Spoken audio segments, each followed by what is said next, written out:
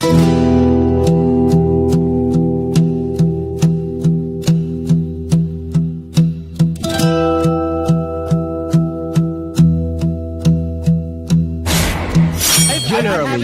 you said feminism is neutral. Here's what actually happened. The foundation of all knowledge. I'm really mad that what difference does it make, right? What Stop. The deregulation of the industry is obviously going to cause more of that industry. And to lubricate the trust connection between people until they have enough. Yet we could still look at biological reality in determining who's a female, even if there are. Why don't you denounce feminism the same way you're denouncing capitalism? If you don't... For something to be objective, it needs to be verifiable. And you can't verify... If I make a claim as a political pundit, it is true that I definitely could be wrong. You're promoting, right? Ideology is the main tenet of politics, right? This is my ideology. So, 2015, anyone go back and watch the footage. The first GOP debate. Cool, Robert. Oh, that? With a crowbar, you say?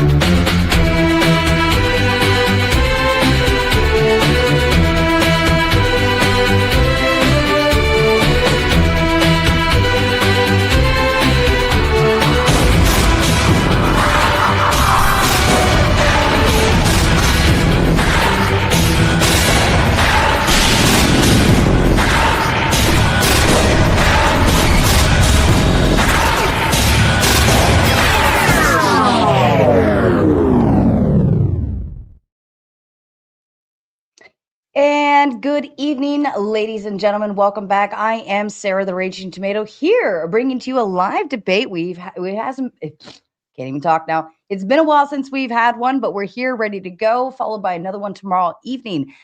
Tonight, I have with me the famous Mark Reid, who has been here before. He's debated very well on this topic, especially back in returning for morality. I cannot talk. Morality once more. And then followed by Objective Ethics, the challenger here tonight, ready to dive in on his first time on the Raging Tomato. Mark, if you'd like to kick off with your opening statement, please. Sure. I do have, if I could share my screen, I do have presentation that I usually do. Give me one sec. That should be it. Just let me know if you're seeing blackness or anything at all. Maybe, oops. I prefer the term celebrity, I guess. Beautiful, beautiful, beautiful. Okay, yeah, that'll do. That's beautiful. Okay, fantastic. I'll just grab my thing here. All right. So firstly, I want to say thank you to Objective Ethics for being my opposition. Sara at the Raging Tomato, and thank you for your time. Today, we're going to be comparing objective and subjective morality. And there's a bit I want to go through, but before I get started, maybe just smack the like button, support the channel, encourage debates like this in the future. I know some people really dislike philosophical subjects, so I'll try to keep this presentation easy, simple to understand, so it's not too complex. Firstly, I do have to go through a couple of definitions so we know exactly what we're talking about. So morality is basically the subject of the debate. And when we're talking morality, we're talking about oughts. Whenever we're saying we should take one action over another, we're making a moral distinction, although the reasons why we ought to take an action can be varied. These on the screen are the definitions of morality from Stanford Encyclopedia. We will be talking mostly about the second one, which is a normative view on morality as it is concerned whether the code of conduct would be agreed upon by people across cultures, nations, civilizations, is made up of subjective opinions of the people who make up that society, or whether morality is made up of moral facts that are drawn from some other source than the minds of the people. Now, I do want to mention that I'm using morals and ethics interchangeably. However, I have no real problem with ethicists making a distinction between morals being defined as individual perspectives while ethics being an overarching group structure that establishes a normative code. I've got no problem with differentiating the two, although for the purposes of this presentation, I'm going to be using them more or less interchangeably. So this is my description of subjective versus objective. Essentially, it can be boiled down to whether the position is independent of any mind, like the position of a rock or the distance to the sun, or whether it's the result of a mind, like whether the rock is heavy or the sun is bright. Do keep in mind that something must be stance independent to be objective, even if that stance is based on or influenced by objective things. For instance, you may think that ice cream is delicious, right? And it may be that, hey, you have a physiological reaction to sugar, which makes you believe that. But it is still based upon your subjective experience. So it still is subjective, even though it may be based upon objective things. So basically my position is that in order for morality to be objective, there must be objective moral facts. These are moral positions that are not based upon any subjective opinion, belief, or cultural attitude. Where these moral facts come from or where they originate isn't really important. The important part is to demonstrate they actually exist without laying their origin at the human mind, whether that's emotive, cognitive, or abstract, or the imagination, basically. So these are a few arguments for subjective morality. I do want to present them so that we have some kind of argument on my side for the subjectiveness of morality. First off, we've got moral diversity. Now, when I've said here that there's some general precepts that are ubiquitous, and what that means is that they exist generally, are prevalent across sort of a group, but not universal. There are exceptions. So we have a number of moral values, like, for instance, do not kill. That generally holds true, or almost always hold true, but there are cases like the Aztec culture that practice mass sacrifice, Chinese empire, where the emperor could and often did execute subjects on a whim. In fact, there's a lot more of these violent cultures than not. However, these cultures usually had moral proscriptions, or things they shouldn't do, or obligations based upon societal structure or group dynamics. For instance, a tribe may condemn killing another tribe's person. However, they have no problem brutalizing the neighboring tribe, even though the two tribes may share a common lineage. This suggests that an in-group, out-group moral dynamics are more a case of subjective bias than it is any moral fact.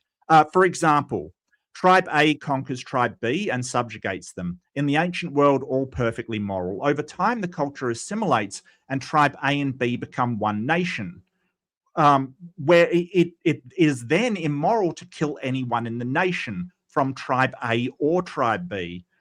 Where did the moral fact change, and how did it change? Is it simply they assimilated?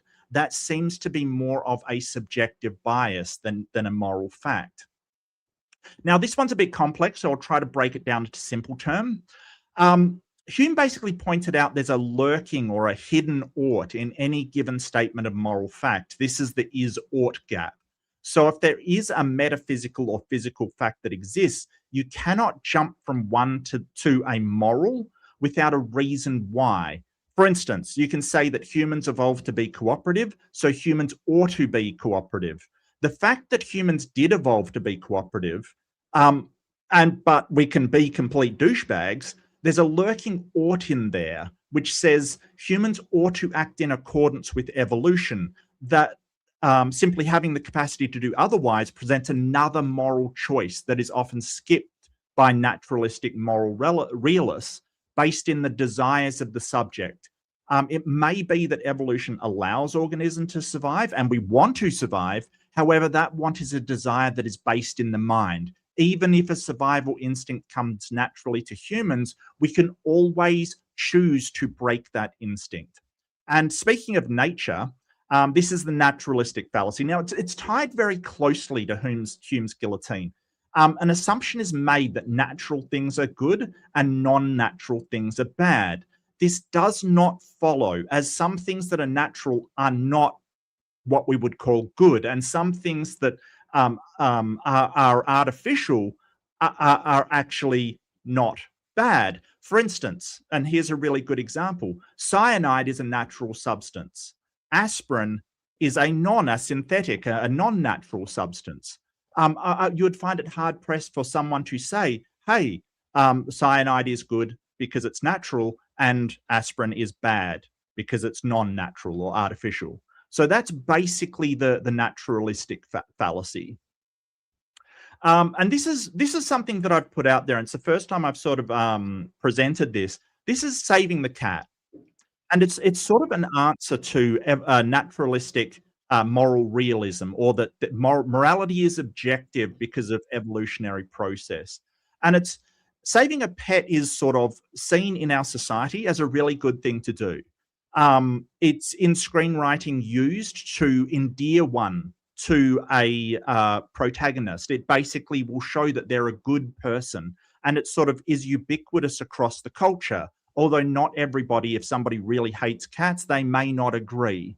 The question is, if morality is based upon simple evolution or naturalistic moral realism, why save a cat? It may endanger humans. It may be a waste of resources as far as humans is concerned, but is still seen as a good act.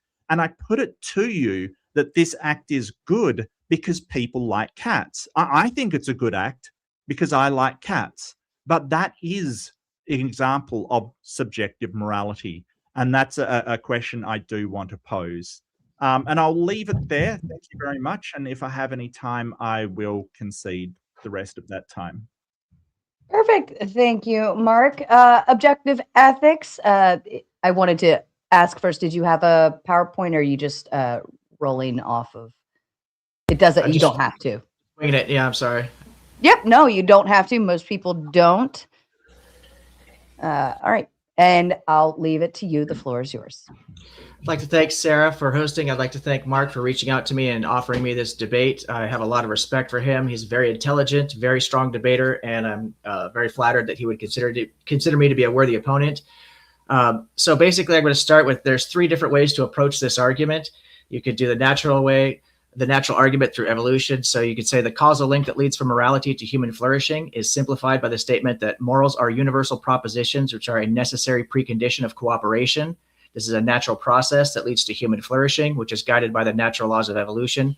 All natural laws must follow the laws of logic and are necessarily true and stance independent. They're objective. To run it through the argument of reason, as a human being, I am a moral agent. Agency means I set goals and take actions. In order to achieve my goals, I need my freedom and well-being. If I need my freedom and well-being, then I have a right to my freedom and well-being. This is to say that I have a reason to have my freedom and well-being. If I have a right to have my freedom and well-being because I'm a moral agent, then all moral agents have an equal right to their freedom and well-being. Therefore, all human beings have a reason to have their freedom and well-being. If all human beings have a reason to have their freedom and well-being, then they ought to have it. Thus, all moral agents ought not interfere with others' freedom and well-being. Moral actions are actions by moral agents that affect others' freedom and well-being. All human beings ought to act morally. If all human beings ought to act morally, then morality is universal. If morals are universal, then they cannot be stance-dependent and must apply to all possible universes with moral agents. Therefore, morality is objective. You could run it through the logical argument, the laws of logic, the law of identity, the law of non-contradiction, and the law of the excluded middle. This is how we function in the world around us. If subjective morality can lead to a logical contradiction, then one or both moral claims must be false. If a moral claim is objectively true, then it must be universally true, follow the laws of logic, and be stance independent. Subjective morality leads to logical contradictions. Therefore, morality must be objective. An example for premise number 3, how does subjective morality lead to a logical contradictions? This can be used in any moral situation. We'll use slavery as a very common one. The slave owner values his own freedom and well-being. Therefore, is a logical contradiction to say he is morally justified in taking away the same freedom and well-being, which he values himself, away from another person. He can do it, but he cannot justify it epistemically using his own standard of values. So the contradiction is within his own internal system of values. Freedom and well-being must either be valuable or not valuable. From the subjective position, the Frege-Geach problem, sometimes called the embedding problem, is a significant challenge to the subjective view. The embedding problem argues that the subjective moral view does not fit with certain ways we use moral judgments, particularly moral reasoning and the embedding of moral judgments in conditional statements. Expressions of emotion don't combine in the same structured, truth-preserving way that truth-apt propositions do. The following conditional statement only makes sense if the antecedent stealing is wrong is capable of being true or false. Stealing is wrong. If stealing is wrong, then getting your little brother to steal is wrong. Therefore, getting your little brother to steal is wrong.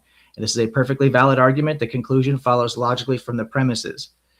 Richard Carrier, in his recent 2025 peer-reviewed paper published in Religions MDPI, presents a rigorous and provocative ontological argument that objective moral facts not only exist, but must exist in all possible universes containing rational agents.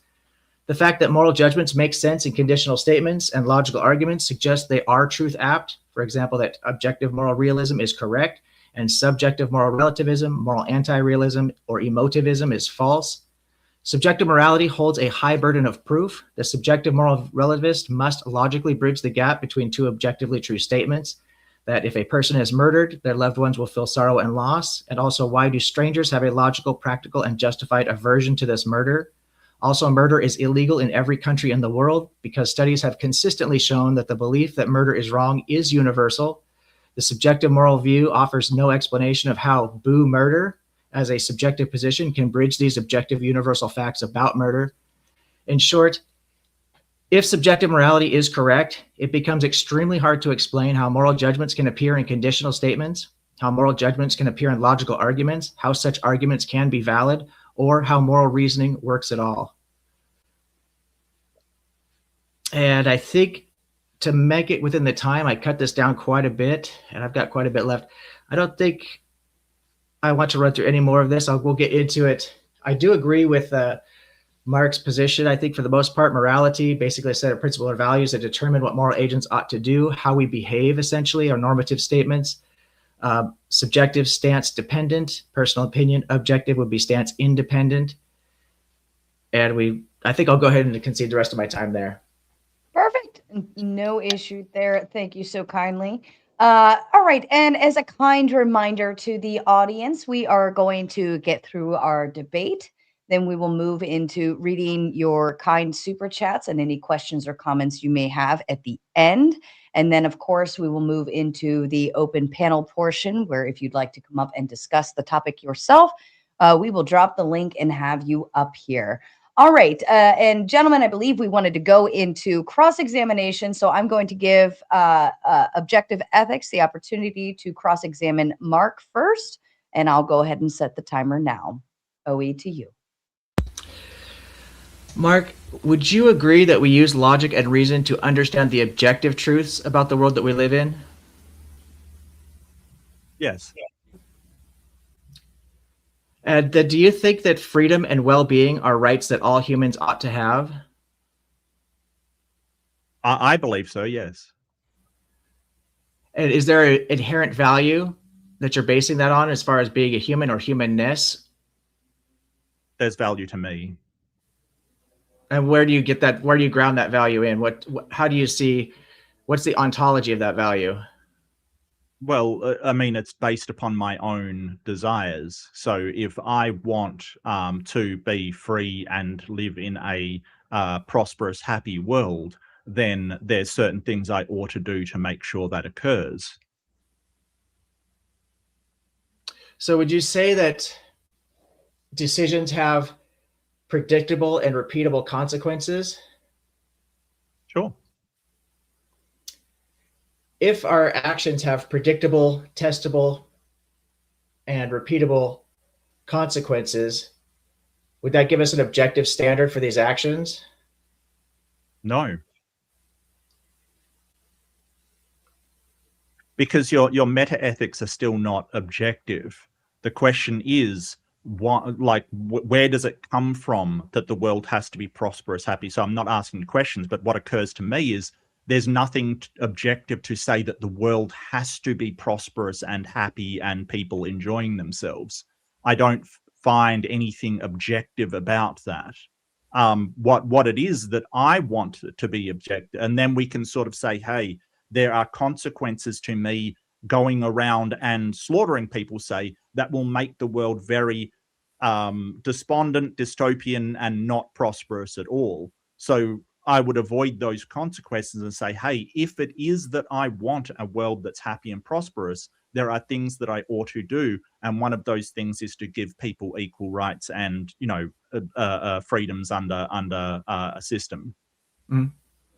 So I'm trying to track everything here. So if we say that if I want X outcome, then I need to follow steps 1, 2, and 3, and this will lead to this particular outcome. I can predict this. So the grounding of this outcome is going to be in the predictable steps. So those predictable steps, would they be then objective because they're not based on our opinions? They're simply descriptions of what these steps lead to consequentially?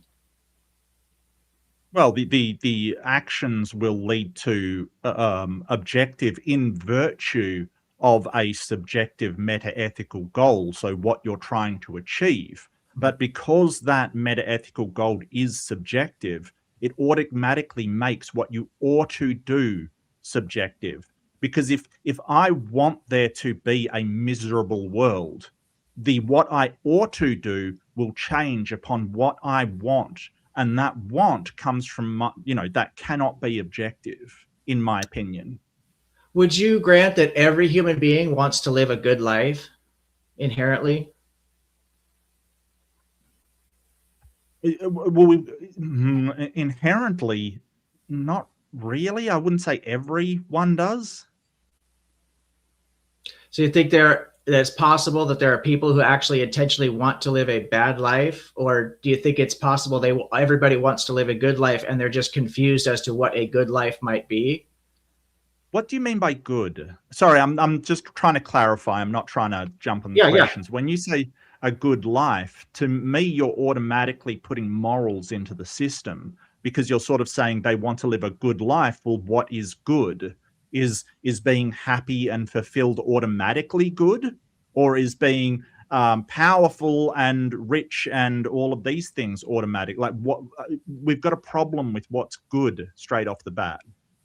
Yeah, I think that a good life basically is being happy and fulfilled. And I think that there are definitely things that we could look at, like having money, enough resources, and things of this nature that are superficial that can help, bleed into this good feeling, a good life. But we also need to have things like self-respect. For example, I think that if anybody lacks self-respect, that they are lacking something. If you're lacking anything, you cannot live a good life. So a good life is to be fulfilled, would be how I would define a good life. And I think that everybody is ultimately looking for this fulfillment just naturally. It's a common goal that we all share. Well, I would agree that, hey, I would like to live a fulfilling life. I know that is, again, I'll sort of use the term ubiquitous, which means that it is generally the case everywhere. But I don't think it's universal, having met over the course of my life, a large wedge of human society. I don't think that is universal. I think it's pretty well spread out. I think it's pretty well a commonality, but I don't think it's universal to all humans, no. I think that maybe because it seems to be based on my own personal, and again, this is anecdotal, but I have had a lot of conversations recently with like antinatalists, for example, people who think it's immoral to bring babies into the world because there's so much suffering, for example, and stuff. So I've heard people make a lot of claims against this concept of that life even has the potential for goodness. However, it seems to me, and I want to be careful how I couch this because I'm certainly not, and I want to be very clear about this, I'm not encouraging anybody to do anything harmful to themselves. It's very important. But I just want to make the statement that living is a choice we make, right? It's an active choice that we make. We aren't living by coincidence. We are born by coincidence. That's outside of any decision-making processes we have. But from a very young age, we decide to eat, to sleep, to clothe, to shelter ourselves, etc., not to drink poison for breakfast, so on and so forth. So we are actively deciding to live. If we didn't actively decide to live, it seems counterintuitive, almost self-defeating to say that we would actively try to live a bad life or a life that is not fulfilling. I'm having a hard time just conceptualizing this.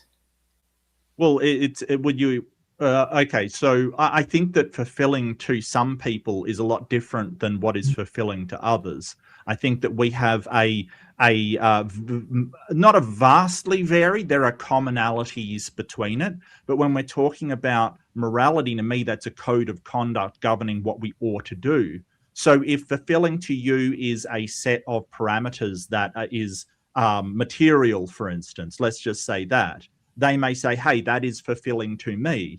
And there is no way I can challenge what somebody says is fulfilling to them, because that's all that I have. And I will grant you that it is ubiquitous, that it is a commonality that seems to arise again and again, that people have these things of, family, friends, contacts, love,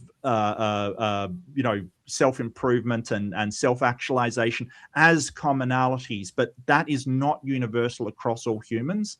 And there's no real way I can test that when somebody says, hey, I'm fulfilled by material things, that's what does me. Mm-hmm. I don't know how you can test that. Yeah, I think that's a good response. I think that looking at the sum of all the parts, if anybody is lacking something, I think a logical epistemic argument can be made for what is lacking, what determines it, what will lead to a good life. And I think we can make a logical conclusion. I think if we're lacking things, then we can assume that something is self-defeating into the definition of what we consider to be a fulfilling life by definition of fulfilling. And I think that if we lack things like, because we do have this unique ability to self-reflect, and that given that unique ability that humans apparently seem to have, as opposed to other animals, is our self-reflection, that self-respect is an important part of this fulfilled life. And to have self-respect, we would need to have the virtues of such as fairness, justice, things of this nature, to be able to justify our actions. And justified actions would definitely fit under the definition of moral actions. But maybe we're just seeing the fulfillment from a different angle. Because I agree with you that people can have a different view, a subjective view of what a fulfilled life is. Somebody might think getting drugs and alcohol is fulfilling them. But when it comes to actually justifying that claim, it seems to me to become self-defeating. But maybe... Is there a question in there? I just tried to clarify onto what you're saying. I apologize. So let me follow up with this then. So if morality is completely subjective, what purely subjective standard gave, for example, the Allies the justification to combat the Axis Nazi regime if everything is just subjective? Well, how do we justify stopping tyranny? It's more sort of what happens when people agree on what they want in the world.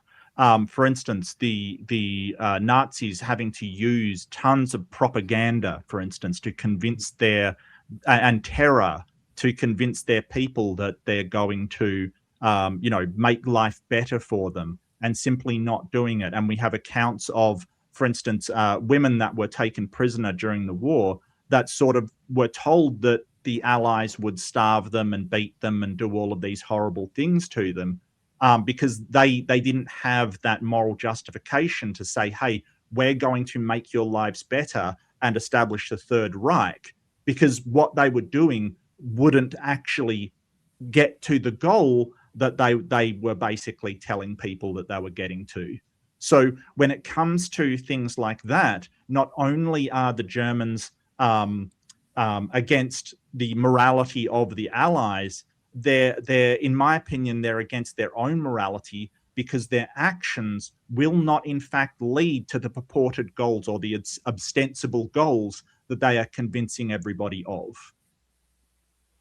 Perfect. And so I'm going to go ahead and hand it over to Mark to be able to cross-examine objective ethics. I will go ahead and start the timer now for you, Mark. So are you a naturalistic moral realist? Yes.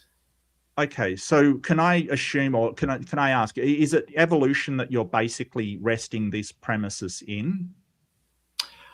Well, I actually think it could be observed in multiple different ways. We can look at it through evolution as well. I think that human flourishing, that morality leads to cooperation. It's a necessary precondition, which then leads to human flourishing. We see the human population growing every year. So I think we have empirical evidence that the more successful we are at cooperating, then the more successful we are in flourishing. And if we know that morality is decisions about what ought we do to basically get along, then one seems to lead to the other naturally.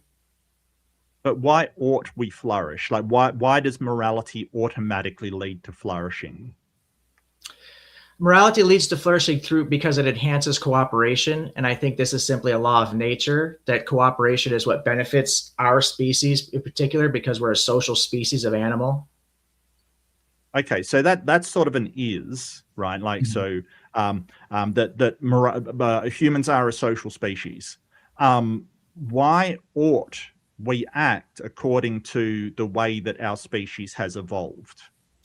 Because I think that we have a motivation to, or a reason to, because it makes our lives easier, makes our lives more fulfilled, more enjoyable. So there are consequences to immoral behavior that are predictable. So murder, for example, leads to fear and revenge. Theft leads to distrust. Slavery leads to revolt, so on and so forth. And so we find it to be a easier lifestyle when we work together, because that's how we've evolved to exist and to flourish, is by working together as a social species. So we have a motivation to do so.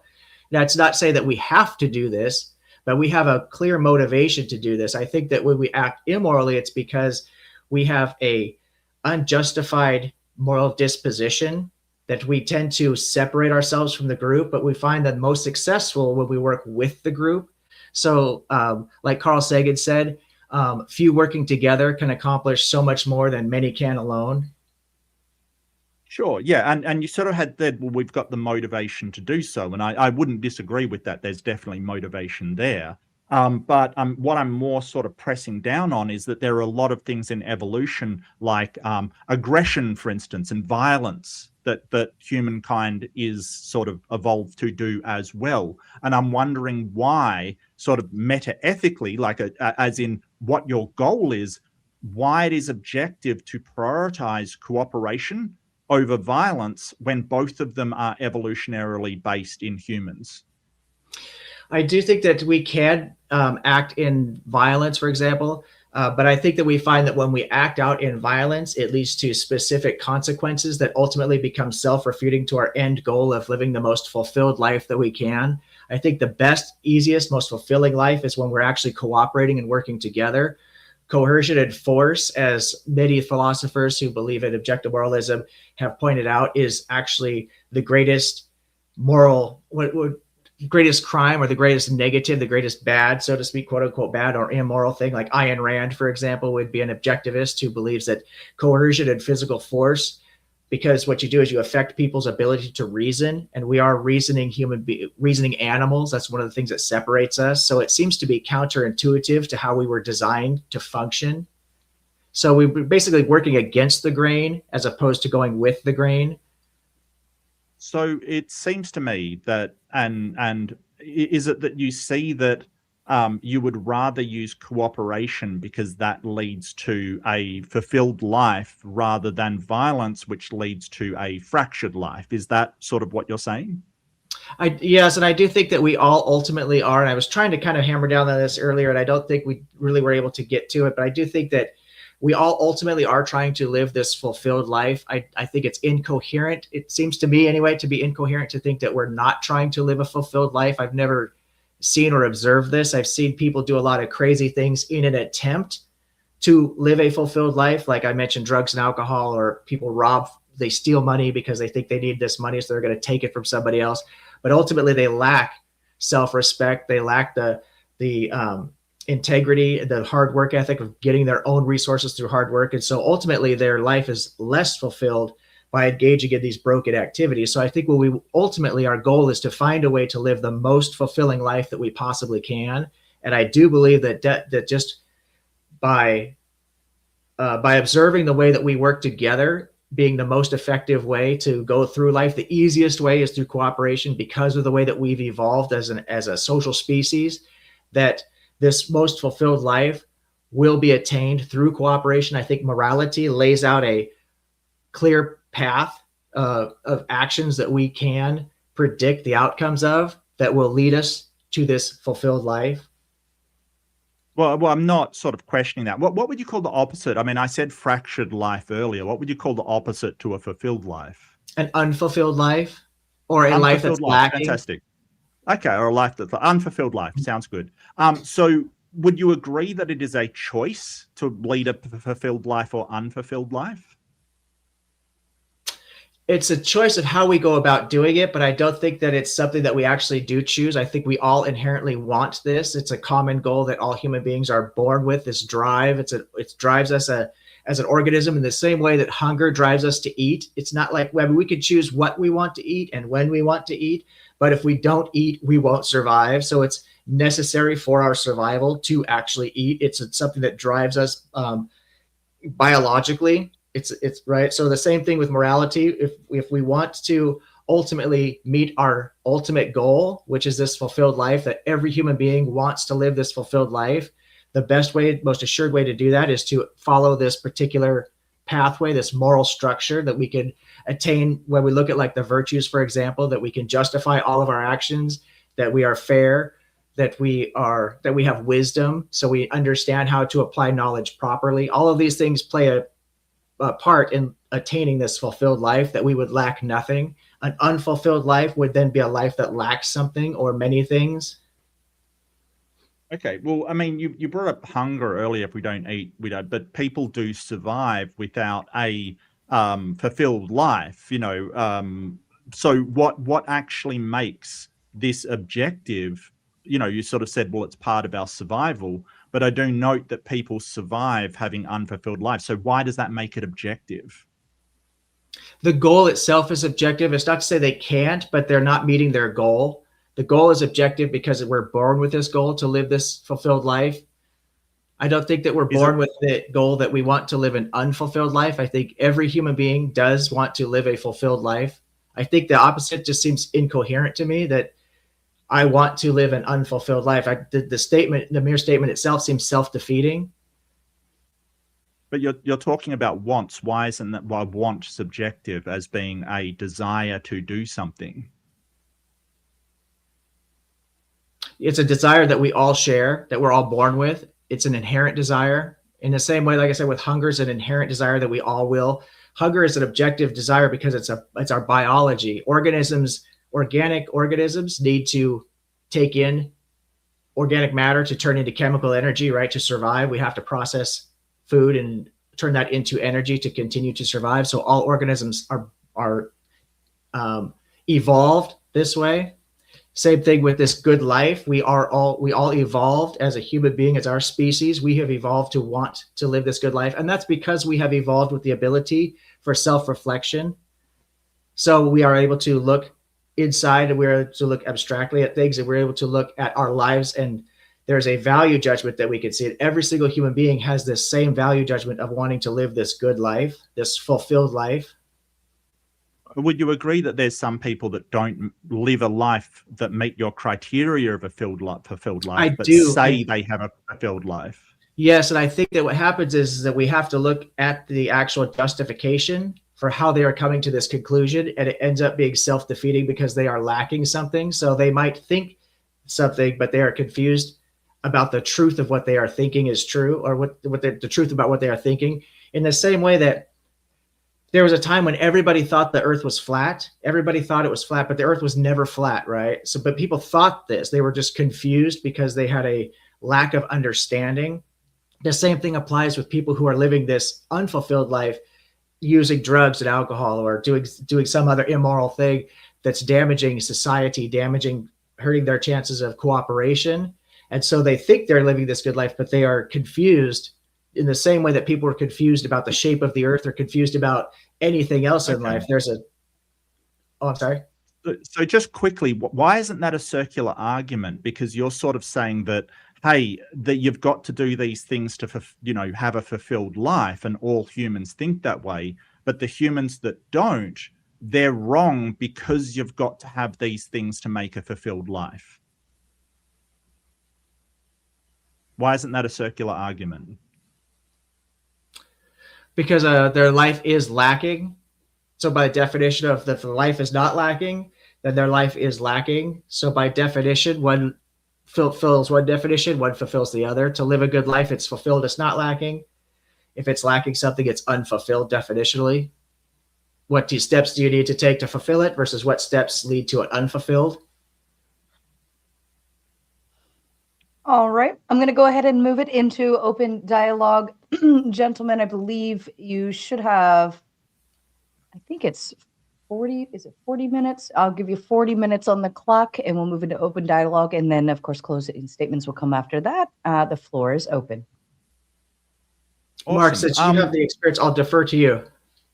Oh, well, I wanted to continue that chain of thought, to be honest with you, because you're sort of saying, well, they're not fulfilled by my definition. So to me, it sounds like you're defining fulfilled as meeting these particular criteria and then sort of saying, well, anybody that doesn't meet them is unfulfilled and therefore they're lacking something. But I don't understand why they have to be fulfilled according to your definition instead of their own. I think the definition, as far as I understand fulfillment, is to lack nothing, to be fulfilled. So there's nothing lacking. Am I missing that? Am I not understanding the correct definition of what fulfilled is? Well, I think that fulfillment is sort of personal to you. Like I may lack money and power or whatever, but be completely fulfilled in my life because I have what's important to me. But other people may have different value judgments on what makes them fulfilled. Like, for instance, somebody may only be fulfilled if they're a world-renowned author. That's not me. But, you know, I just don't know how you can tell that their criteria for fulfillment is somehow wrong. I think that anything that is lacking, such as something that we ultimately desire. So, right. Sure. If we, oh, go ahead. I'm sorry. No, I agree. I was agree. just agreeing with you. Okay. So if we ultimately have a desire and we have a common desire, right, which is to have self-respect, for example, and which I think is a common desire that everybody ultimately shares as part of this fulfilled life. I think everybody ultimately wants to be able to look inside themselves and say, yeah, I'm happy with the person I am. I'm happy with the decisions I make. I think that this self-respect is a common trait or a common desire that's part of this, that fits into this definition of fulfillment that we all share. So then we would say, well, how are you gaining self-respect? Is being a great author, does that lead you to self-respect? That's outstanding. And you can make an argument for that. But did you step on everybody on your way up the ladder? Did you write stories about someone's personal life they didn't want shared? Or did you hurt people on the way? You know, then in this case, then you say, well, how are you justifying your self-respect? Is it self-defeating because you can't really respect yourself if you don't have fairness, right? Because without the virtue of fairness or justice, then you cannot justify your action. So it seems to me to be self-defeating at that point. Well, I agree that we do have like sort of, you know, things like empathy and what you're talking about is reciprocity, like not doing to other people what is unfair, basically. So I get that idea, but it doesn't really tell you. And this is what I'm talking about with the naturalist, the Hume's guillotine, because you're skipping part why we ought to follow these emotions when we don't have to. Right? Like we don't have to follow them. Plenty of people don't. Plenty of people say they're fulfilled without using their empathy or reciprocity. So I'm wondering where that ought is sort of coming from. Yeah, I think in regards to the guillotine, I think that, as I mentioned, it gives us the best opportunity to succeed, the greatest opportunity to succeed. So we have this motivation that's inherent to the behavior itself. So when we're looking at the behavior, the combative behavior versus the cooperative behavior, if ultimately we know that we're going to have a much greater chance of success and a more fulfilled existence through the cooperative behavior, then we would have a stronger motivation. It's not to say that we can't choose one or the other, but we should be more inclined to what's going to give us a more positive existence. So I would think that this is I agree with that, according to what I think of it. Like, so because I want to have a fulfilled life, there's certain things that I ought to do. The question comes is why I ought to do that. And, you know, mostly it's sort of, you know, a desire, and you sort of mentioned if you want to be fulfilled, and but what I'm sort of pointing at is this want to be fulfilled is still subjective. It's a subjective thing because it is a desire that is funneled through the mind. I agree with you that the want to achieve a certain action can be subjective because we could choose whatever direction or actions we want. But I think that there are objective, because there are predictable and testable and repeatable consequences to specific actions. We could look at an objective standard for what actions will lead to which set of outcomes. So we could say, yeah, I want this set of outcomes or I want this set of outcomes. But if we're going to work towards a positive set of outcomes, which lead to the greatest benefit to society, to cooperation, which is what we've evolved to become as a cooperative species, we will act in a moral way, because morality is essentially, by definition, the good versus the bad, or the right, wrong, good versus evil, or however people want to phrase it. Morality infers that positive, immoral infers negative. So if we know that we're going to be more motivated to work towards a positive end, then we will look to see what clear steps can I take to reach this goal. The moral actions are going to be consistent. We don't determine that because it's consistent and it's objective. Whether we like it or agree with it, it will lead to this particular outcome. I might think that murdering everybody around me is great because it leads me to a particular outcome, but ultimately we know that society will collapse. And it will be to the detriment of myself and my children, my great-grandchildren, and people that I really care about. So structurally, if I want society to survive and to grow and flourish, I won't murder people. I won't kill everybody around me. So these actions... Okay, could you repeat that last sentence for me? That ultimately, if I want to live in a society where... If you want to, right, live in a society that people, is prosperous and stable, you don't go around killing people. But that started off with "if I want." I agree that. Go ahead. I'm wondering, how is that not subjective?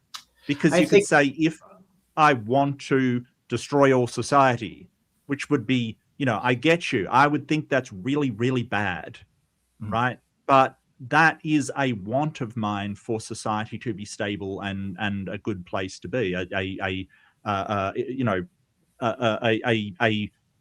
physically and psychologically nice place to live. Yeah, I do agree that we can have wants in either direction, but I think that because there's a certain standard of behavior that will lead predictably to specific outcomes. To justify what is good, we have to be able to epistemically then justify why it's good, who it's good for, what actually makes it as good. So if we ultimately find out that this is unjust, then we cannot justify unjustness. It's self-defeating at that point, it seems to me. So fairness is, we can justify treating like cases alike, but when we have an imbalance in this, we cannot justify what is my desire. Now we can have the desire. I agree with you there. I do believe that we could write our own rules for anything, right? And we could call it good no matter what it is. But I don't think that we can necessarily justify it as being good epistemically unless we can back that argument up to something that is substantiated by some kind of evidence. And if we can look at actual empirical data and say, killing people wantonly collapses society. We have data points that we can look at for this. I'm not arguing that. I'm not arguing that. What I'm arguing is, are you aware of metaethics? What metaethics is? Yeah, and I tend to use morality and ethics in the same verbiage. Well, metaethics isn't really morality. It's basically the goal that you're looking for. So for instance, another person might be a theist and they might have their metaethics as the glory of God. That's what they're trying to do, right? And as part of that, it may be to treat everybody with kindness and empathy and things like that. So their metaethical standard is something completely different from you, yet they've come to the same conclusion, for morality, be be cooperative and, sort of get along with people and don't murder, and all of the same sort of, outcomes. But so if you're sort of going, well, the morality is objective, but it's only objective in virtue of your metaethics, in virtue of the goal you are looking for, right? Like it's only in virtue of that goal, then I would put it to you that it's still subjective, because that what leads you down that first path, that first step, is the goal that you're trying to achieve. Like if you don't go, well, I want to have a society where I don't want to be afraid for my life and my children brutalized and things like that, I am going to work towards it. I agree everything from that point, saying, hey, we know that, if there's wars constantly breaking out, I'm in fear of my life. If the government is allowed to just, send your children into war, that's going to be objectively bad for that meta-ethic, that goal of not being afraid and your children being safe. But the meta-ethic is still subjective. So you're still grounding that morality in subjectivity. And that's my position.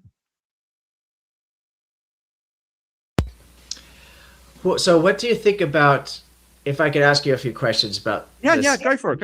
I'm curious because there's so many different objective models, such as, I mentioned Ayn Rand earlier, so I'm sure you're probably familiar with Ayn Rand objectivism, good that is, which sustains and furthers the life of rational beings, and that which harms or threatens would be then considered bad. So she comes out to this objective standard. She said this is subjective, or I'm sorry, this is objective, because it's based on the fact that the reality that observable nature of human beings as rational entities. So she's grounding this ultimately in our rationality. And I think that ration and reason is how Aquinas, actually he used natural law. It might have been, reason would be like Aristotle, Aristotle and Socrates and Plato all use reason as the way to ultimately discover these moral truths. So do you think that with Ayn Rand's philosophy here, is this still then applied to the same situation where you would say, well, it's still going to be subjective even though she's confused about this? Or do you think that she has come up with this objective standard? Or do you think that, for example, with reason, with Socrates and Plato and Aristotle, these guys, do you think they have created this objective standard, or do you think they missed the boat? Well, I think they've sort of, their desire for reason is because that reason allows us to make good decisions, kind of thing. Like that's really what it allows us to make. But the question is why humans must make good decisions or should survive at all. Now, where we sort of have a survival mechanism, however, most famously in war and difficult times, we can override that. We have a choice. And even though, we have this instinct to survive, it's not necessarily the case that we have to follow through on it, right? Like we can decide morally that sacrificing yourself for your country is a good thing, that is good. And I have no problem with that.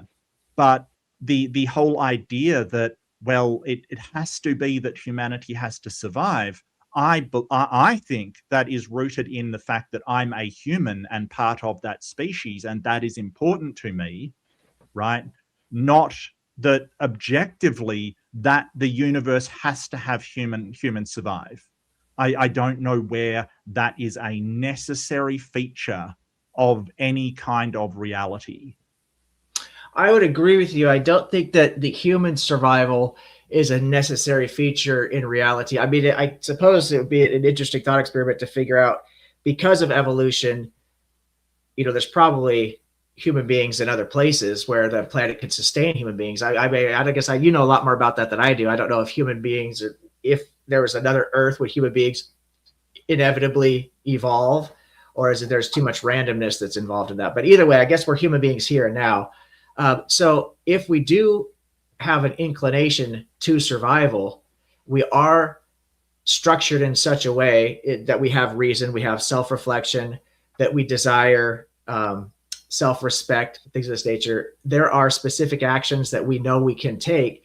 Aren't those actions defined as moral? Because you've used the word good a number of times in this general sense of what we see in nature. Like it's, for our survival, this behavior is good. Isn't that how what we were talking about morality, for example, that's really what we're talking about, is what actions are good to meet a end goal. So if our end goal is survival.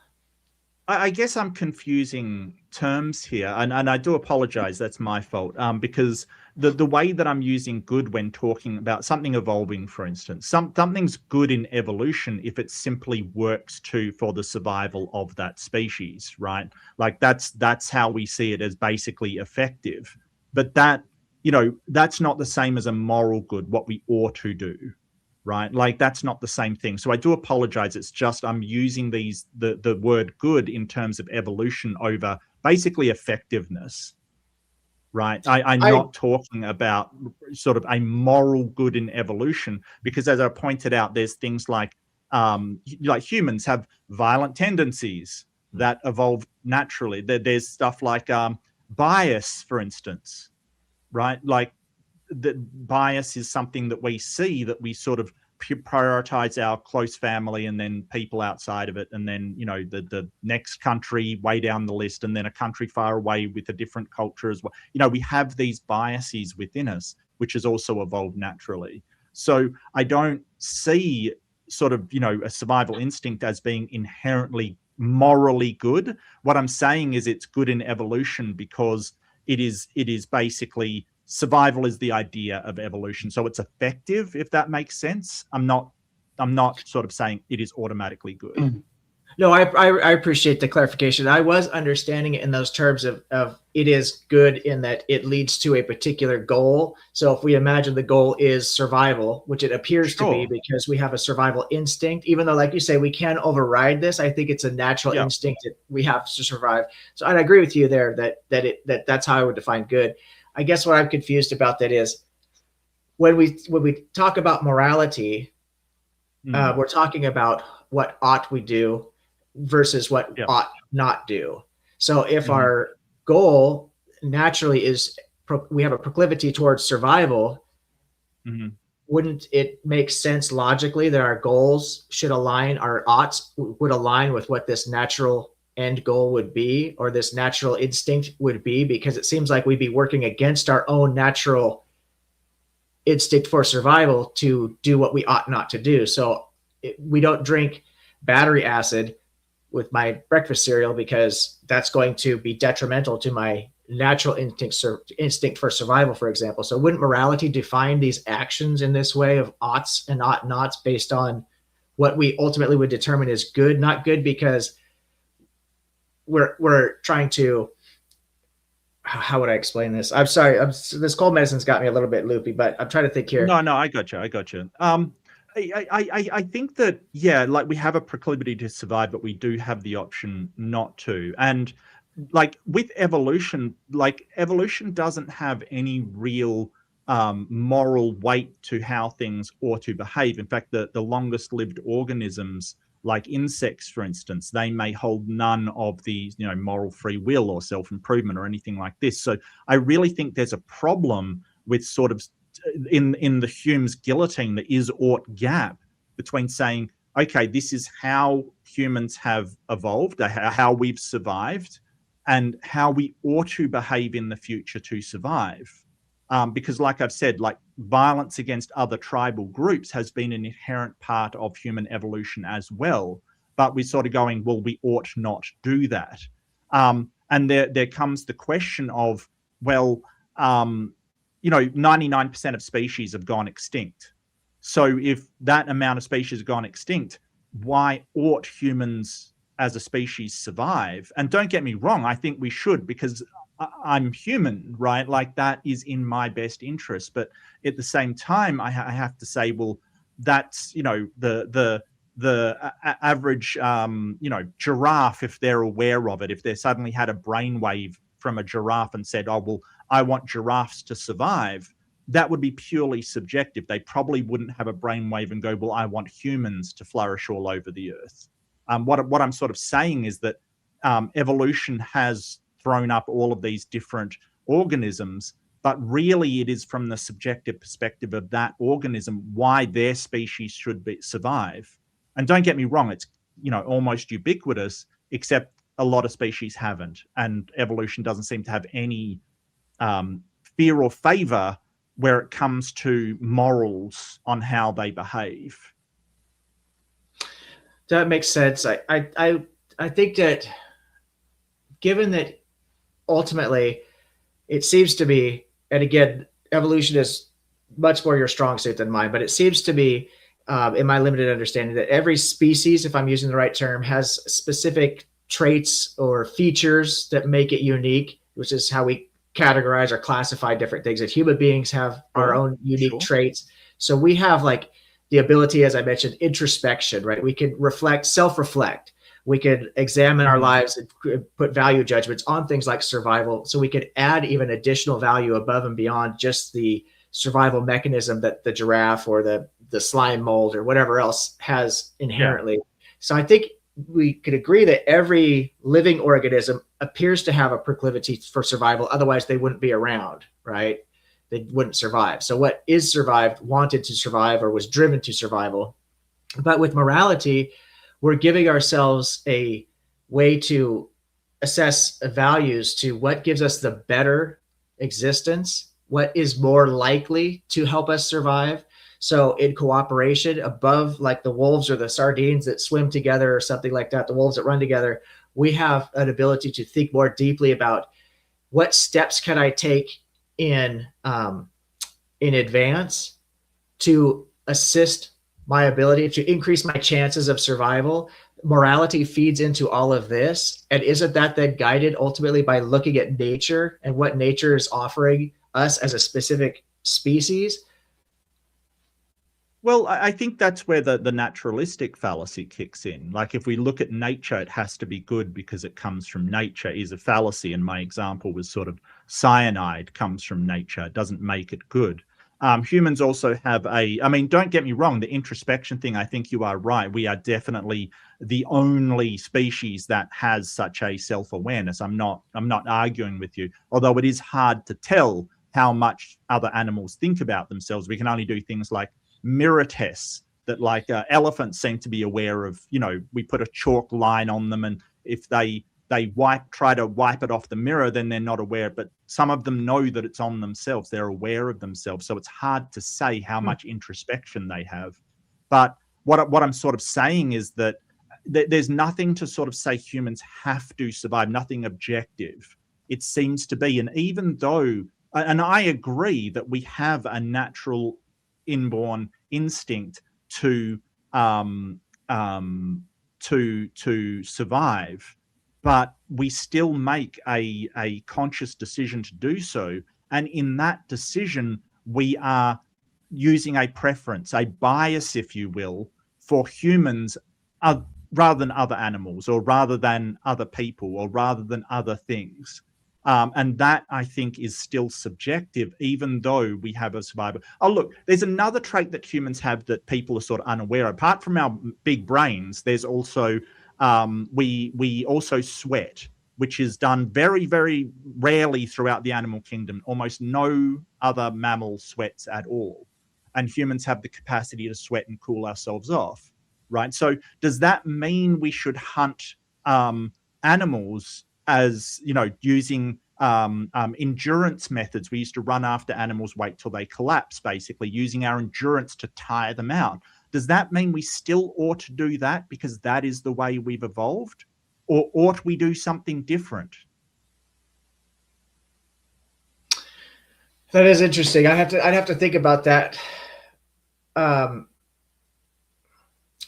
What's the name for it? Persistence hunting. Yeah, persistence hunting. Yep. So this is because, like, I'm trying to think. So, like the dogs. When I had dogs, they pant. Their tongue, they evaporate. Yeah, that's their system. Right. Yeah. Gotcha. Okay.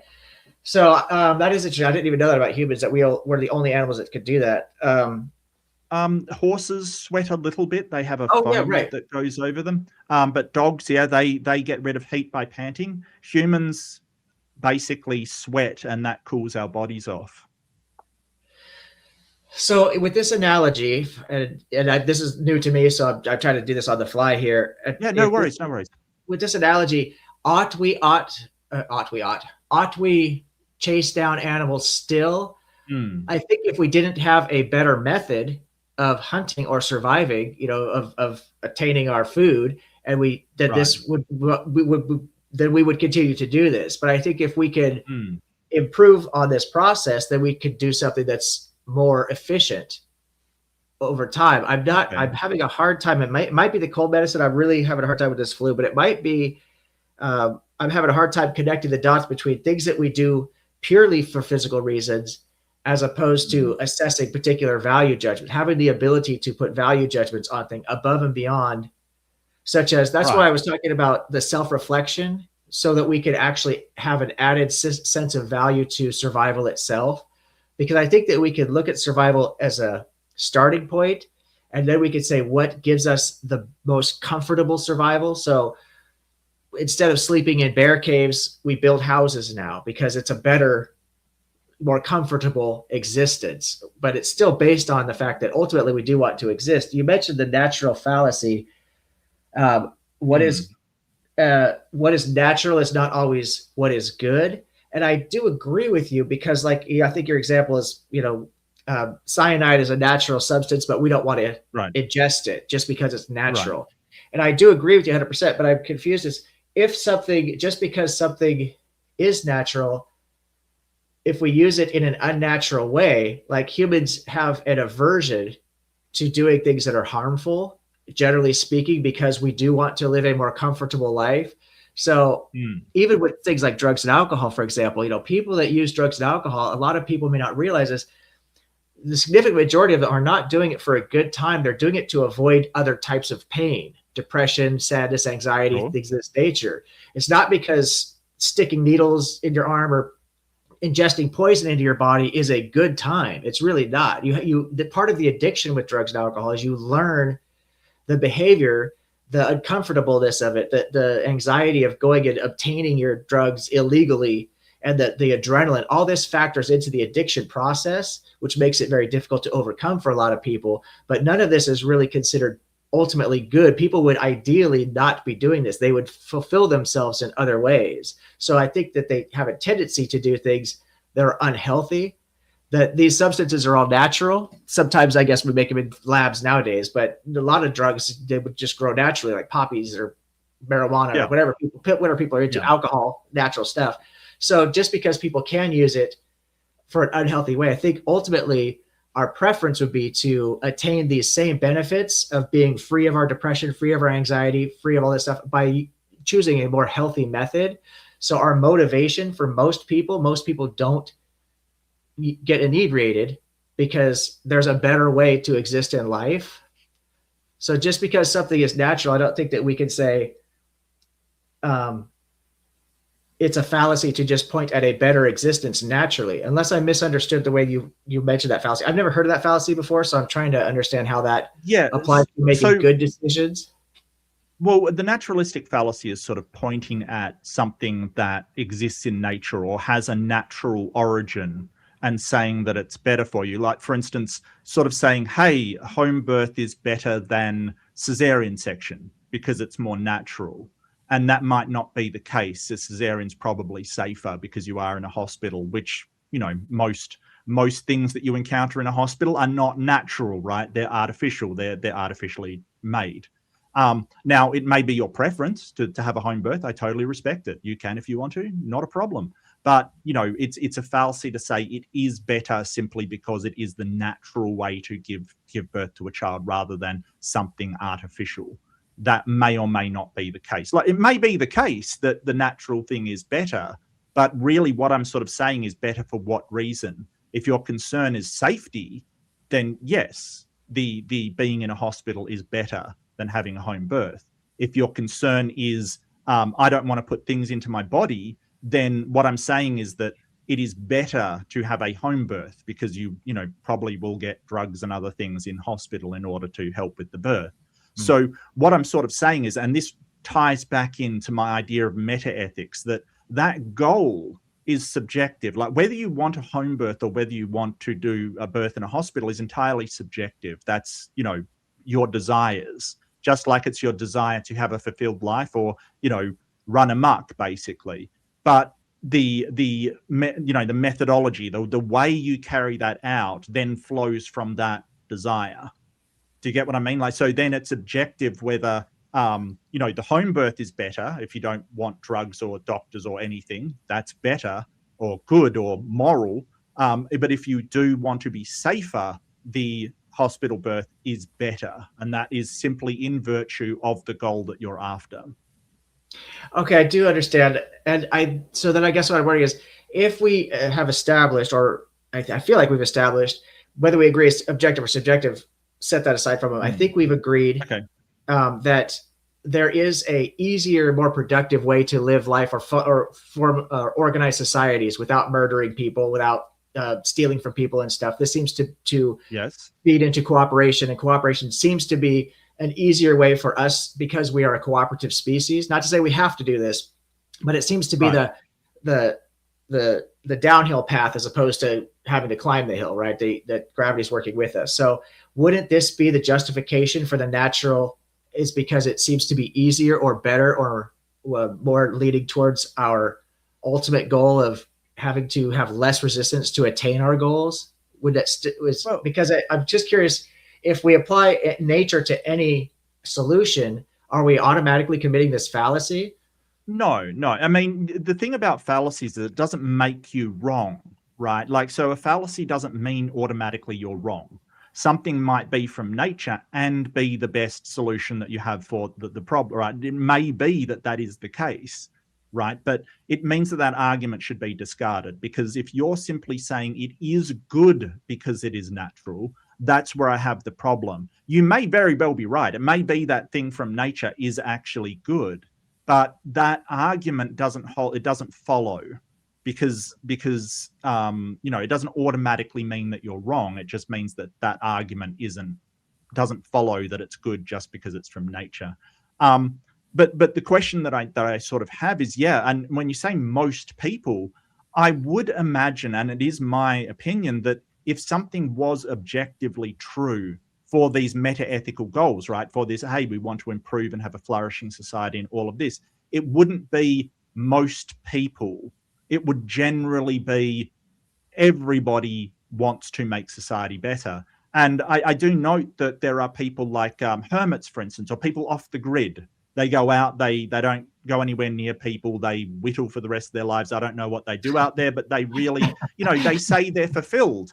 And I don't feel like I should be able to say, no, you're not fulfilled. You've got to come back to society. You've got to work on this. You've got to work on that. It's up to me how you're fulfilled, even though what they're doing, we know that humans are very susceptible to dying alone, right? Like, we're not very durable creatures when solo. And, anybody that's a survivalist that, like Bear Grylls it out there will tell you it's very difficult to survive alone. And it's not good for society, because they're just basically taking themselves away from it, and sort of leaving society to do whatever it wants. But, they say they're fulfilled. And how do you know they're not fulfilled? No, I think they can be fulfilled living out in the woods or whittling away, like you said. That's hilarious. I think they certainly can be fulfilled. I don't think that living, with a group of people or living by yourself, necessarily has to do with fulfillment. I think it's how you behave in either situation that leads to self-respect. So if you can attain self-respect, then you have a fulfilled life. You're not lacking self-respect. But if you're lacking in anything, that by definition, to me, it seems like you cannot ultimately have a fulfilled life. So whatever you might be lacking, in this case, if your behavior is ethical or virtuous, right? If you're fair, if you could justify your actions within the structure of the society or the situation that you're in, then you're living this fulfilled life. I think a hermit can live a fulfilled life. I don't think a hermit can live a fulfilled life if he's out in the woods kicking puppies or something random like that. But if he's whittling or doing whatever, I think that, there's no problem him living this fulfilled life. I think that what we're coming down to, unless I'm missing something here, it seems like what we're saying is, hey, everything is subjective, so therefore might makes right. And we just got to cross our fingers and hope that the strongest people are the nicest people, because we have no objective standard to look at how we're going to regulate, laws or how we're going to tell people what they ought to do or ought not to do. If they're the strongest people, then whatever they do is fine because it's subjective. That seems to be the direction that subjective morality is leading us to, without some kind of objective standard that we could look at. Is that fair? So I basically will base it in empathy and reciprocity again. Like, most people will not agree that they feel fulfilled, going and kicking puppies, as you sort of said. It is the case that sort of a lot of us agree on a society that is equitable and fair and has all of these virtues to it. When you say might makes right, I think that's why morality is very important, that a code of conduct and sort of the ethical code of conduct across a society is really important. It's just what you seem to be doing is an appeal to consequence. You're basically saying, and I've heard it a lot from theists, that if there's no more objective morals, then it's just a free-for-all where anybody can do what they want. And whether or not that is true has nothing to do with the consequences of it. So I think that morality is really important. Just like, for instance, laws are subjective, right? Like, would you agree that laws are subjective? They're just things that we made up. Right. Yeah. So that doesn't mean laws are not important. They're really important, right? The legal system and the laws that we have preventing that behavior is incredibly important. It's sort of a common myth that if something's subjective, then it's not important. And I don't think that's the case. I think that it's incredibly important, even more so because there is no objective standard in the world. We have to create it for what we desire in the world. And so, I simply have confidence in my fellow humans, basically, wanting similar things to me. But the problem when you get into moral objectivity, as far as I'm concerned, is you have people disagree on what that objective thing is. And then you have, people saying, hey, your way's not good because we're trying to have, self-respect. And another person says, no, we've got to, take care of everybody, kind of thing. And then that's a disagreement on what the objective is. Where I'm just looking for moral compatibility, sort of a core moral values that overlap and we can make society together. If I disagree, then, that's something that we have to intersubjectively talk about in the society and convince people that the way that I am suggesting gets them to their goals rather than the way the other person's suggesting.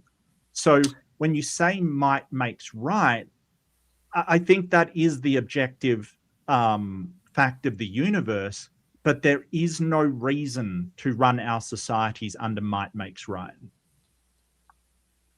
Yeah, I do think that. So for me, because I actually believe in virtue ethics, so I believe that the virtues give us a logical epistemic reason to justify our moral claims.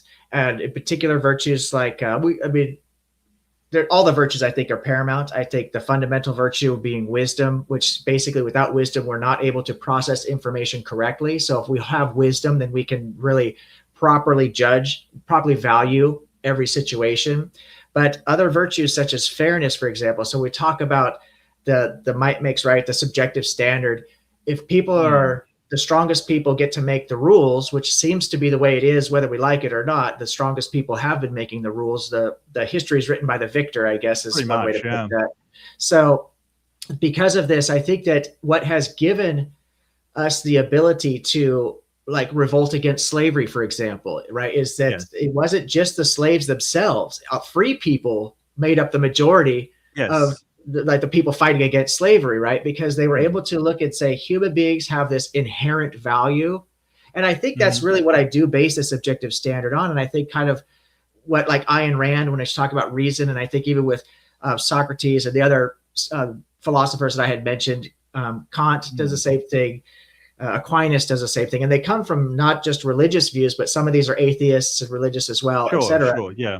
I think that they're really coming from the same place that I'm coming from, that human beings have an inherent value, And if we establish or can agree that there is this inherent value to humanness, then we can create an objective standard that we could look at the slave owners, or we could look at the Hitlers, or we could look at whoever and say, hey, listen, because of this value that we all share equally, which is one of the syllogism I had laid out about agency, because we share this agency, right? We set goals and take actions. It's how we're born, or how we evolved, I guess is the way to put it.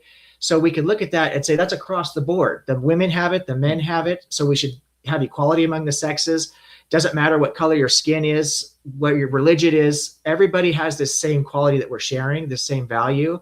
And if we can build an objective standard from that, I think it seems to be a much more effective way to justify our actions of revolt against the Hitlers or against the slave owners. But I just don't understand how we could justify telling a slave owner or a Hitler, you're wrong, if we don't have something solid that we can stand on that we can build our argument up from that. Something that's objective that Hitler and the rest of the world that wants to fight as our allies could look at and say, hey, they're right. Human beings have this inherent value. This is how I try to act in my own life. And even though not everybody likes me, obviously, I'm very well liked in general because I value every human being equally. And I get a very good reaction with people. Even if people don't agree with my ideas or think I'm really ugly or stupid, doesn't matter. I generally have a really good relationship with people because I treat everybody equally. And I think that there's an objective standard that we can all build from if we do that. That's where I get my concern with the might make. Just quickly, that's an appeal to consequence. You're basically saying if we don't have an objective morality, there's no way we can challenge the Hitlers of the world, the Mussolinis of the world, and all of that kind of thing, right? Like, that's an argument from consequence. It doesn't follow because you gain some advantage to it being true that it has to be true, right? Like, what I'm saying is I don't see the objective morality, and then you're saying, well, if we don't have it, it makes it difficult to do this or difficult to do that. That's irrelevant to whether it's true or not. Absolutely irrelevant. And I think that all life has inherent worth just because it's very, very, we've only found one planet with life and the universe seems to be a massive place. So at the moment, it seems incredibly rare. So based upon that, you can assign some value. But, past that, you're really making a distinction that, I favor humans over, say, giraffes, whereas giraffes would favor giraffes over humans. And you're really making that distinction, I think, because you're human. And that's okay. I value humans equally as well, but it's not because I think there's something objective there. I think it's because I'm human. And I wanted to take a moment to, as a kind reminder, we will be opening up the panel for anyone who would like to join the discussion. I have dropped that link into the chat. All you have to do is click it and go ahead and start heading backstage now.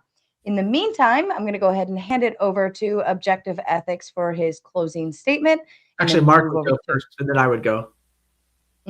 He's the affirmative. Yes, he started. You start this, and then he has the last word. Yeah. Oh, okay. I'm sorry. That's okay. Yeah. No. It's just debates are bookmarked, so it's bookended. So it's basically like at both ends you have a bookend, so the person at the start finishes at the end. Technically, according to debate, law or whatever. Yeah. That's my fault. I'm sorry. My lack of experience. I didn't know. That's okay. That's okay. He who has the first word also has the last word, especially when you were on the affirmative. So we'll go ahead and do closing statements, and then we'll get over to the super chats and read the questions. Objective Ethics, I will leave the floor to you, sir.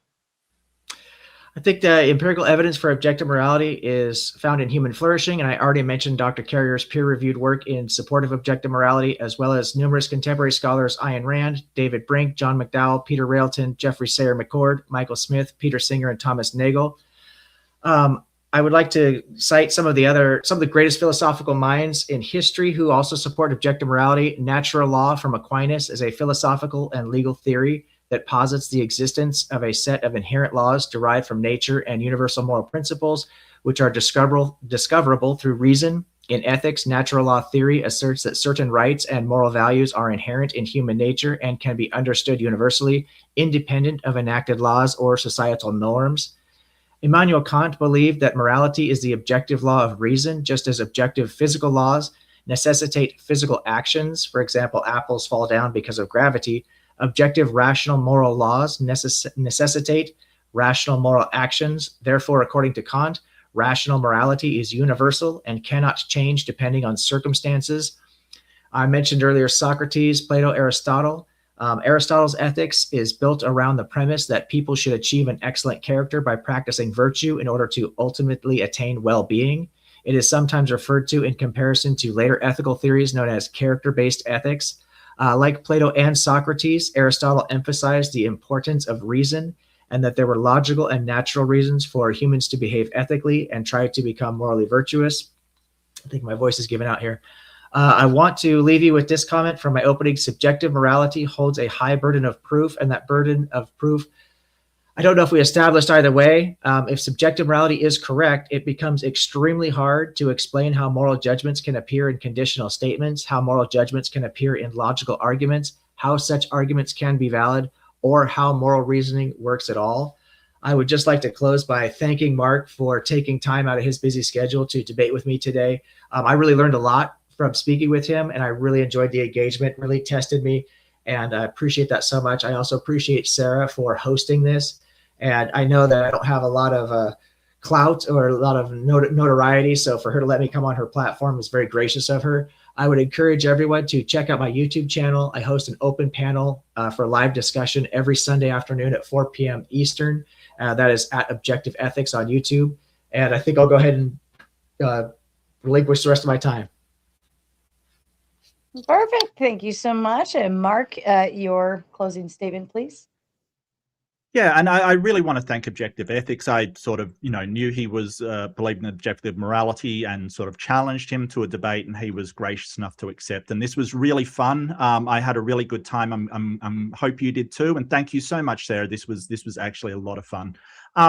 So with the problem of objective versus subjective, this isn't a hill that I would die on. Okay, so for those who will sort of like, well, you just want it to be, no, I don't want anything to be subjective. That's the thing. I would like there to be some sort of solid moral law that gives us our oughts, sort of moral facts that give us our oughts without it. But what is true and what is not true is not dependent on what I want. It's dependent on what is.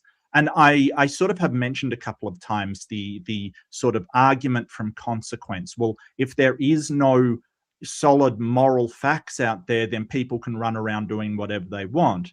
And my answer is yes, and they generally do. The only thing that we can do is sort of put there well, if you want these consequences, then you will or will not do these actions to get to them, because the outcomes of these actions will point towards certain outcomes. Now, I think that most people, almost all people, and I agree with Objective Ethics, almost all people will say, hey, we want to have a flourishing society. I want my rights respected. I want other people respected. I want to be kind to people. I want people to be kind to me. All of these things hold true, but that does not make them objective any more than everybody saying, hey, ice cream is nice makes that objective, because it isn't. There's also the problem of Hume's is-ought gap that I mentioned a few times. And to me, during the debate, it really wasn't, that gap wasn't bridged. And it is one of the big philosophical problems. How do you say there is something in the world or in nature or an aspect of ourselves and say, well, you ought to follow that? Because it does not seem to be a requirement of humanity to do so. It is more, for instance, you have empathy and reciprocity. They're the foundations of morality because they are an inbuilt feeling within humans. We feel good when we are empathic and when we reciprocate with fairness and camaraderie and have people as our equals. But that there's a problem with Hume's is-ought, that just because that is the case that you feel good, why ought you do that? It is because you want to feel good, and that's where the subjectivity lies. I want to have a flourishing society where I feel good, so I ought to do these things. And there isn't really a problem with that. Like I said, I'm not looking for people to, suddenly convert to my side. All I'm looking for is moral compatibility. If there is sort of a Christian out there who believes that you should treat people with respect, that you should get along with people, that, you know, you should love people, that our society should prosper. There should be, you know, the shared results shared between people, especially the poor. I will agree with 99% of their moral principles, but I don't think there is an objective standard that says this is how you ought to behave, aside from what result you want. And I think that nearly everybody doesn't want a dystopian future where everybody is miserable. I think that would be awful. But the question is there something independent than our minds not wanting it that determines that to be so? And if not, and I get that objective ethics sort of says, well, if it's a goal that you're after, a metaethical goal that you're after, you have objective ways to get to it. I have no problem with, totally agree. But I do have to concede that that goal itself seems to be a subjective thing, what we want for ourselves. And that's why it's important. Now, I can sort of call somebody immoral under their own system. So if somebody says, oh, I want to, you know, raise the Third Reich and make Germany extra prosperous and, you know, do all of these things. And if I, you know, throw out the Jews, then suddenly the economy will be fantastic. I can say that's immoral, even under his metaethical goal, because that will not lead to what he is trying to get to. So I can sort of say that. But at the end of the day, when we're talking about morality, we're just talking about what we ought to do, in my opinion, what we ought to do in order to get to the metaethical goal that we want to get to.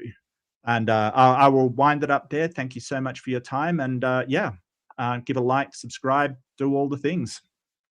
Cheers. Absolutely. Thank you so much, gentlemen. This has been such a pleasant debate. I love it when everybody gets along and they don't start yelling at people. And just a shout out, I've got to Michael backstage. I just need one quick cam up from you back there, and we'll be good to go. Otherwise, I do have the thank you. You're good. You're good back there. For the donos, Fourth Wiseman comes in, and you are both welcome to respond to either of these, or you can just tell them to go away. It doesn't matter. Fourth Wiseman says subjective morality leads to the Pied Piper dancing away with tunes for children. Any thoughts there, boys? I'm not sure what that's supposed to mean exactly. I think it's sort of saying if there's no morality, then people just do whatever they want. And if that was sort of, if we lived in a vacuum where I was the only person, that might be true. But instead, sort of what we were making the distinction, there's also morals across the society, things that we agree on. And that's more or less how societies form. We all agree that, hey, the Pied Piper dancing away with tunes for children is a bad thing to do. But also don't forget that society didn't pay the Pied Piper for their services as well. Don't forget that. Good point. Objective ethics. Any thought there? I mean, I love that. It's funny, but I do think that it does make me think of the consequential, the appeal to consequences that Mark had brought up. And I had other notes which I had prepared earlier. I'm fighting a terrible flu. I lost half of my stuff, so I was really not able to respond very well. So I'm trying to do this from memory, but basically, there are some things in regards to the guillotine that we can assume are the case. So we have, excuse me, we have what we call, I think it's referred to as essentially like a hidden premise.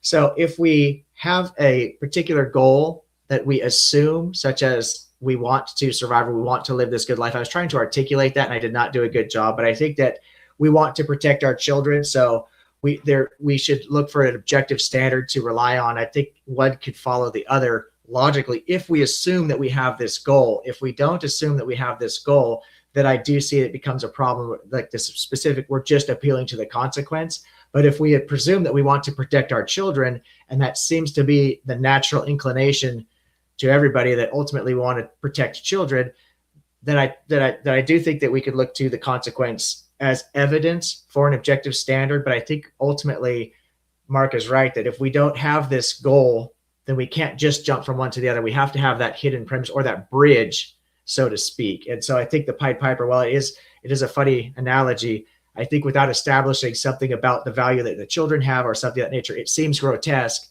but I don't think we've established that it can be necessarily objective. I didn't do a strong enough job tonight with that. Fair enough. Powder Dusty comes in with a big 10, says if morality were objective, we wouldn't be having this debate. Any thoughts to that, gentlemen? Go for it, OE. It's towards you. I don't even know what to say to that. I mean, I think that's pretty clever.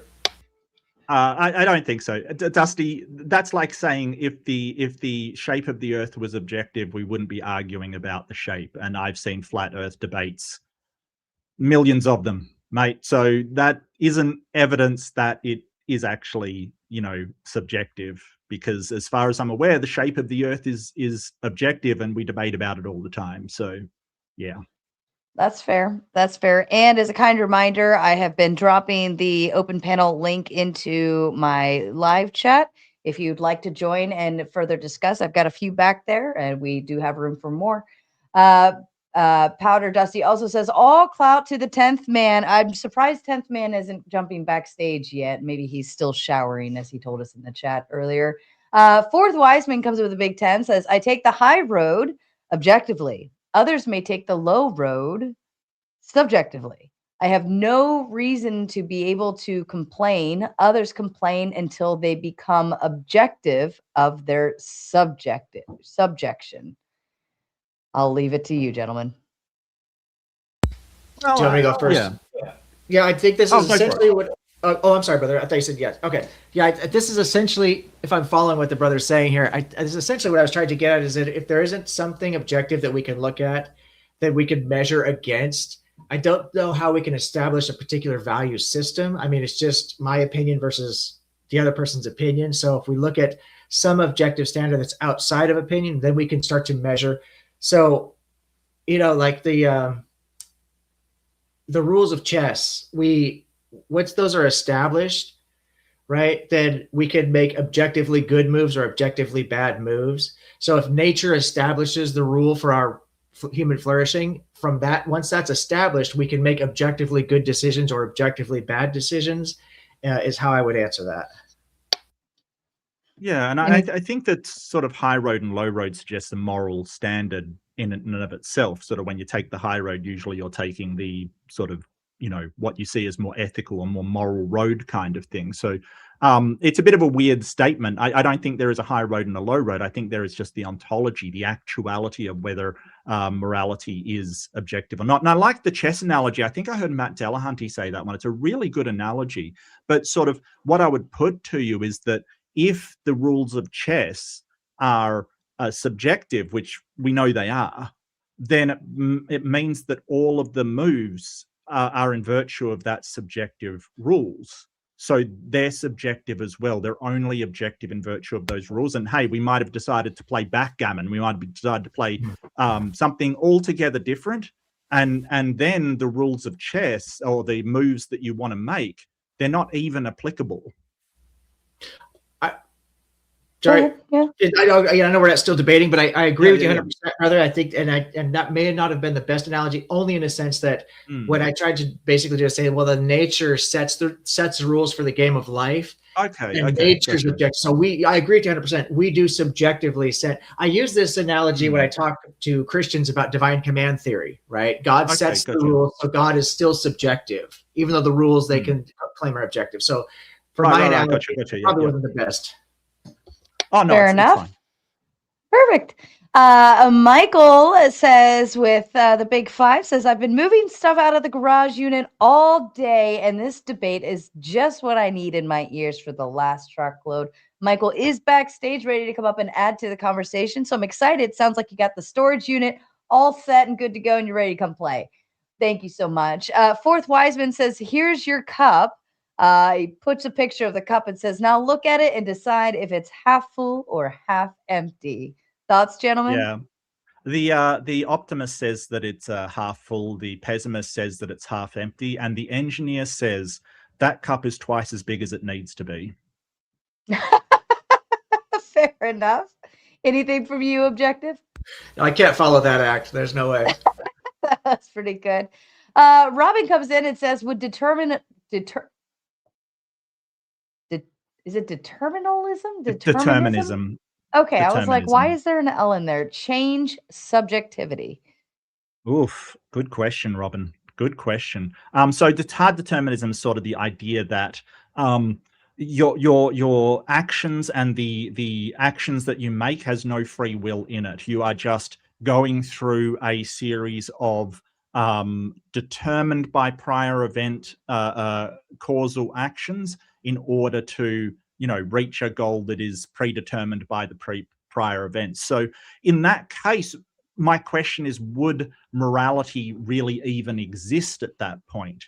If you have no capacity to take any action, there is no ought, there is only what you do. And I think morality kind of, I mean, hard determinism is a bit of a weird one. I don't think it's it's not provable, it's not falsifiable, neither is sort of free will. It's kind of one of those things that we just argue about. And I mean, it's fun to argue, but, you know, we can't really drill down on it.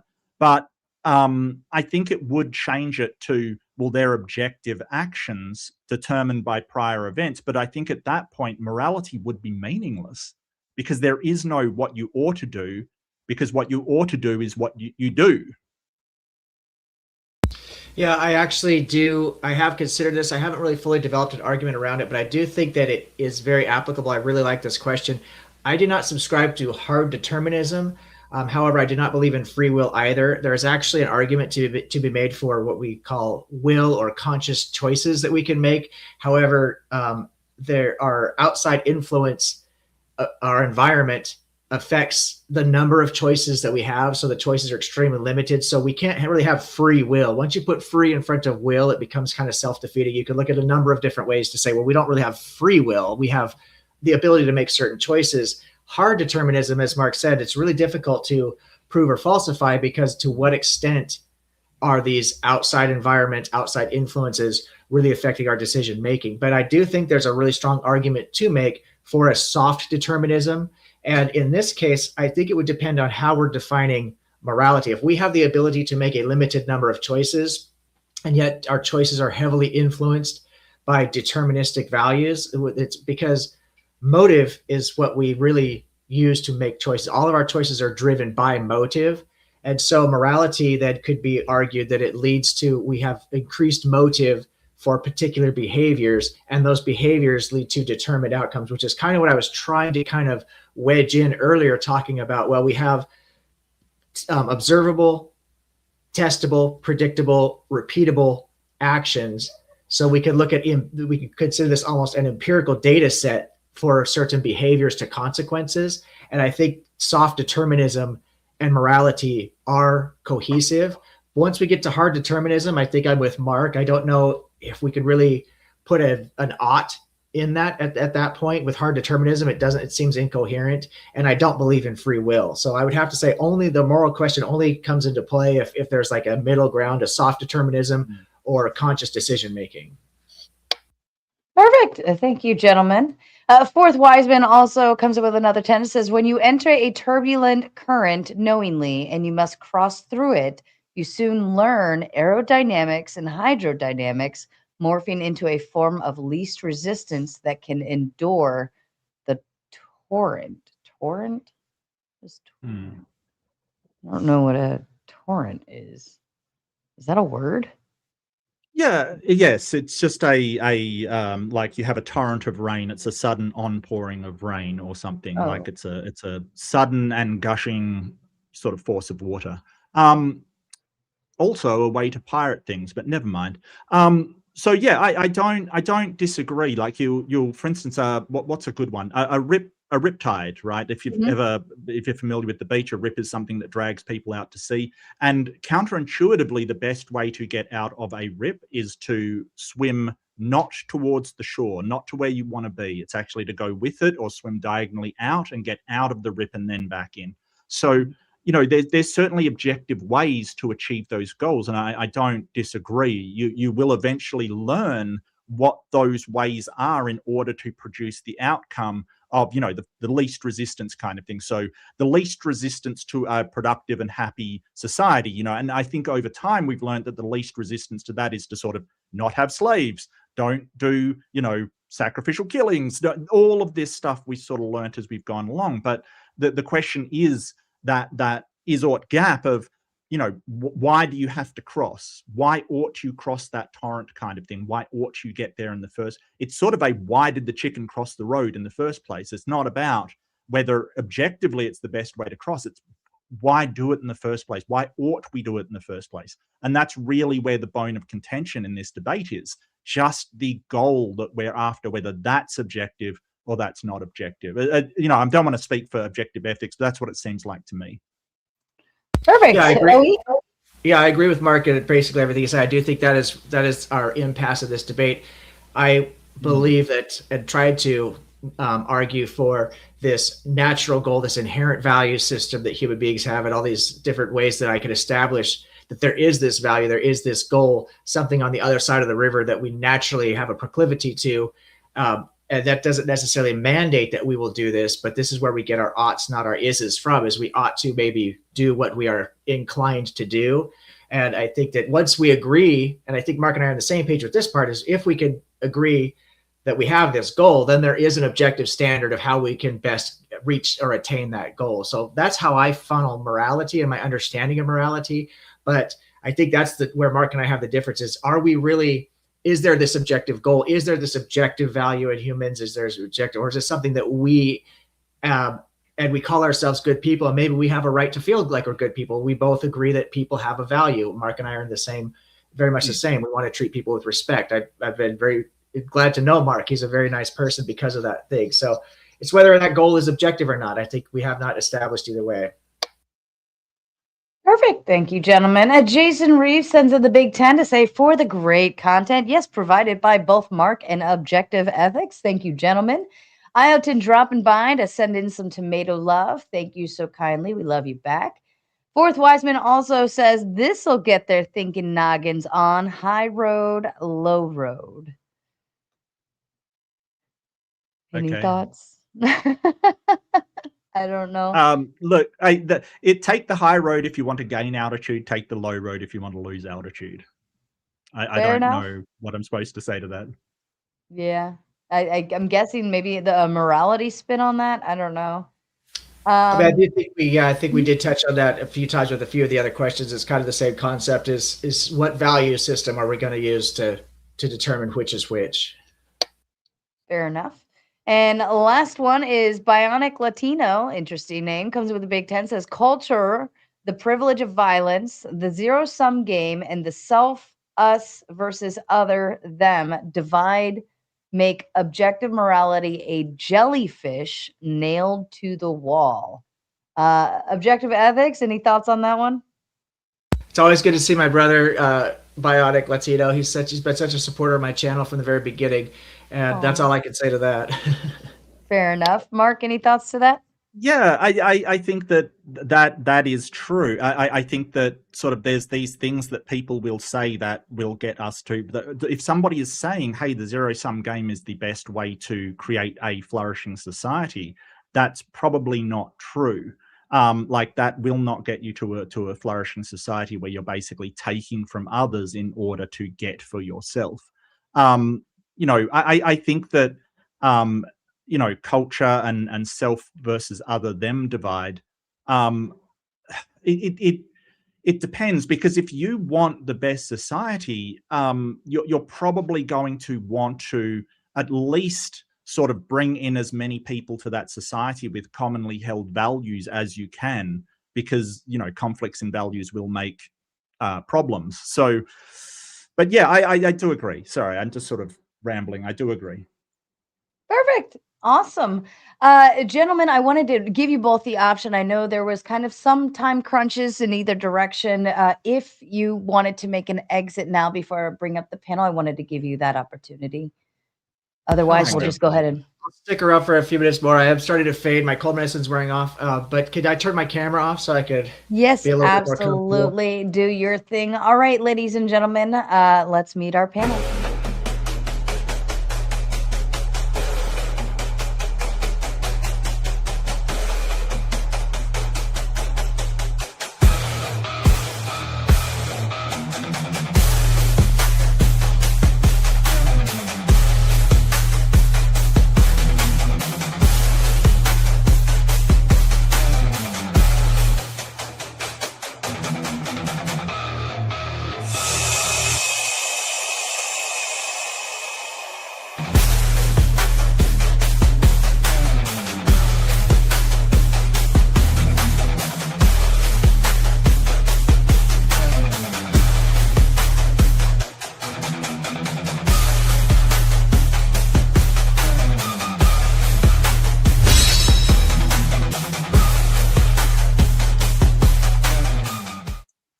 Can you guys hear me? Yes, we can hear everybody. You just have to wait because the music is going and the video intro is going. So we got you up here now, though. All right, so here's how I like to play. Usually the first in the door gets to ask the first question, and we'll move around the room. Let's try to be mindful. Ask your question, get your answer, and then hold tight. We can follow up with further discussion later, but I do want to give everyone an opportunity to talk. Hi, 10th man. All right, first in line backstage was Near. Near, I want to go ahead and hand it off to you. If you had a question or comment to add, go for it. Yeah, I'll keep it very short. I just want to say Mark did a really good job in asking questions. But I do want to say I do believe that subjective morality fails because it cannot condemn atrocities, right? Because it cannot condemn atrocity wrongfully, only as a disapprove. So my question to him is, if morality is subjective, on what basis were Nazis objectively wrong? Were they wrong because of our standards today, or because we disapprove, or because of cultures? And then I will say, if the Nazi had won the war and rewritten the history, would genocide have become morally right? And if the answer is no, then morality cannot be dependent on who wins, or on the consensus, or on the belief. So morality, therefore, must be objective. My second comment is to the objective ethics. I do think that he failed to explain objective morality, or at least ground the objective morality. I know that he did try to explain it, but I do think that he didn't explain why. Just because, he keeps saying the self-defeating thing. So just because I believe that stealing is wrong and I steal it, it is going against my value. Acting against my value explains why I am inconsistent with my own values. It does not explain why my action is objectively wrong, which I think was Mark was trying to point to him multiple times. And then I think that my question to him is, do you think that there's a difference between reason and ought? And if so, how do you define reason and how do you define ought? And that's it from my side. Okay, well, first off, sort of condemning atrocities, right? So it goes against my moral fiber. It's offensive to me morally, but not everybody shares my morality, and these things have been morally acceptable in multiple civilizations. Again, I think you're sort of leaning into an argument from consequence. You're sort of saying, well, if you can't condemn atrocities objectively, then what basis did you condemn them from? Then you've got no objective way to condemn them. But that's not a reason why something is objective or subjective, right? There's no reason why that should be the case. You're basically saying, I don't like it if I can't condemn something objectively. Okay, but that doesn't make it objective. So what I'm talking about is what is, not what you want it to be. So if I sort of say, hey, I find that reprehensible, my society finds it reprehensible, we're basically saying, hey, it's immoral to us. In another society, it may be moral, but I would disagree with them. And I also can say, if their goal is to make their society stronger, what they're doing is immoral by their own standard as well, because it will not make their society stronger. Sort of what they did is definitely didn't make their society stronger. Now, you said if the Nazis had won, it would have been moral. Well, it would have been moral for them. I mean, if I was a survivor of the war, it still wouldn't have been moral for me. But that's the whole point about subjectivity. And just because I sort of will disagree with them on what is moral, it doesn't mean that it has to be objective, because I don't have some sort of objective ground to stand on. But then I would argue that no one in the past then was morally wrong in the past either, because including Nazi generally, because you're just differentiating what your view is from them. And so the result is basically just unacceptable. Okay. Yeah, it's unacceptable by my standards, unacceptable by a lot of people's standards.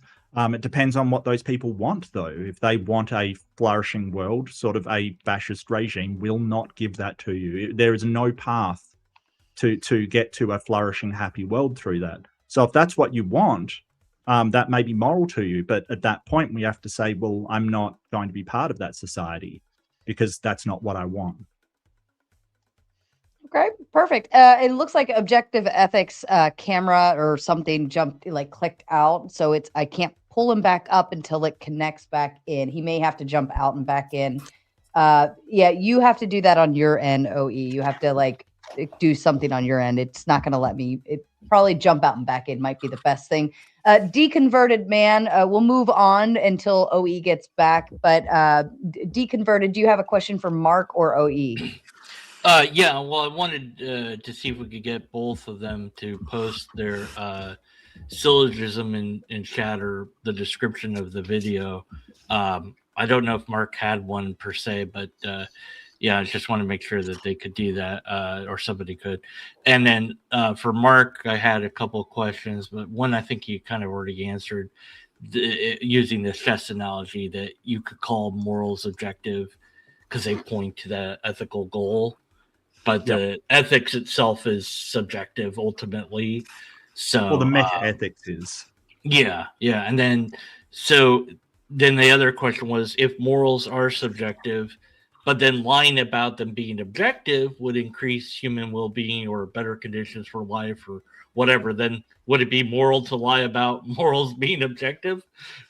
No, I don't think so. I don't think sort of if we look at the long-term ramifications of lying or misrepresenting the actuality of our reality around us, it's never led to good things. Like it's never led, like if I believe that, hey, morals are subjective, but I'm sitting here going, no, morals are objective because something I know is wrong, sort of misrepresenting the truth generally. So what we're talking about is reasonable outcomes based upon what we know about the outcomes, and misrepresenting reality has never really led to good outcomes. So it's probably not a good idea. Okay. All right. And the other questions I had were for OE, but and he is back now. So he's OE, back. OE, are you with us? I'm so sorry. I don't know what I'm doing around here. Yeah, I think can you guys at least hear me now? Okay. Yep. I tried to cut my camera and it just gave me one button, camera mic, and then that was it. It kicked me out. Oh, interesting. You're on. You're on. We all hear you. I thought I was the one that didn't know what I was doing. No. That's okay. Deconverted. Did you want me to answer the reason versus ought from Near before I don't know. I didn't hear what the next question was. I know he asked if I think there's a difference between reason and ought, and that's when I dipped out. I do also let me just say hello to Duck, Deconverted Man, Near. It's so great to see you guys. I interact with you guys on my channel or other channels, and it's really, really nice to see so many friendly faces. As far as reason, can I just say too? It's amazing to see the OE PFP that I always see on Gnosis's channel, on Dr. D's channel. It's so good to see you here too. Like, I appreciate you so much. Yeah, forth. Dex, you always have such great insight. And if you ever do want to come speak on one of my open panels, I'd like to personally extend you an invitation. I find you to be very intelligent, and you have a lot to offer a conversation, a lot of insight. So we do a live stream every Sunday. I find myself intelligent too. And if you guys are doing open panels on Sunday, I love Sarah's twitch to her eyes when you said that. This could be an email, gentlemen. Deconverted, I wanted to hand it back to you. Okay. OE, what was, or do you know the name of the ethical system that you think is objective? There's 3 objective ethical systems. There's actually multiple. I had these notes. I don't know if I could pull this up. Oh, fuck. I don't think I have this written. There's natural law theory would be one of them. I think Aquinas talked about natural law theory. There's the argument from reason, which would be from Aristotle, Plato, Socrates. There's the ontological argument or cosmological argument. What was that from Carrier? I think that's the ontological argument. There's Ayn Rand's argument from reason, from objectivism. Okay. There's did I cover? I think I mentioned, at least touched on each one of those throughout the debate. Yeah, I think so. And then are the morals subjective, but then the ethics are objective, or vis-a-vis? So in every one of those moral systems, morality and ethics are synonymous. I don't think they separate one from the other. I used to actually separate them, but I just found as I was reading in philosophy, I haven't really found, and I'm fairly ignorant, so there might be stuff out there I'm just unaware of. but I haven't found a lot of philosophical models that are separating ethics and morality. I think that a conversation can be had about that, because I think we do have like business ethics or ethics in medicine, for example, so on and so forth. Okay. And then I left it in the private chat asking if you could put the syllogism in your description. And I don't know if Mark had one, but anyway, so that's it for me. Okay. Thanks, guys. And girls and robots and everything Thanks, else. Deconverted. Actually, I think we share a friend, Dave from Captive Desk. So yeah, it's good to meet you. And I kind of wanted to be a contrarian. You know, it was bad to see you, but then I was like, nah, I'm not going to do that. But then I said it, but I didn't really say it, so it doesn't count. There's a lobster. Okay, bye. Yeah. Fair enough. And I want to take a moment to acknowledge fourth. Oops, I got the wrong thing. He clicked. Fourth Wiseman coming in with the big 50 over on, I believe it's Balderson's side. Correct me if I'm wrong. I love it when they send love over your way. And as a kind reminder, if you are here on this panel, you are welcome to dual stream. There's a button in the top right corner that says stream this to your audience. We are sharing is caring policy here. So please feel free to do so, and we can bring up your super chats as well. So Balderson, I want to go ahead and hand it over to you. After I just let everyone know, I'm going to go ahead and kick off the gauntlet here momentarily, so be prepared for that. Ben, to you. This is literally just a misunderstanding of logic. And logic is getting to the heart of what something is. When something is objective, it's factual. So like people want to take in things like murder or something like that. Just the fact that you called it murder already makes this a subjective thing for you. Somebody died, that's a fact. Now from that fact, you're going to decide, is it murder? Was it justified? There's a whole list of things, and you're going to decide on that list of things, whether it's good, bad, blah, blah. All that is subjective. The objective thing was somebody got killed. That's the only objective thing. Toasty and I were arguing in the chat. Hot and cold is the perfect example. My wife, her version of it's too hot and my version of it's too hot are different entirely, because there's no objective it's hot. There's no temperature when you walk outside and look at your thermometer. There's nothing that says, oh, 82 is hot, 81 is not. It's not. It's a subjective thing. And so trying to overlay subjective onto objective, the only purpose for that is to justify, and this is what Near was doing, trying to justify your actions by making them something that can't be questioned. And this is honestly how we enter the Dark Ages, where you decide that the only thing that you think is what counts. Because the fact is the Nazis didn't think they were evil. That tells you it's not objective. Otherwise, the Nazis would have went, yep, we're evil, but we like it.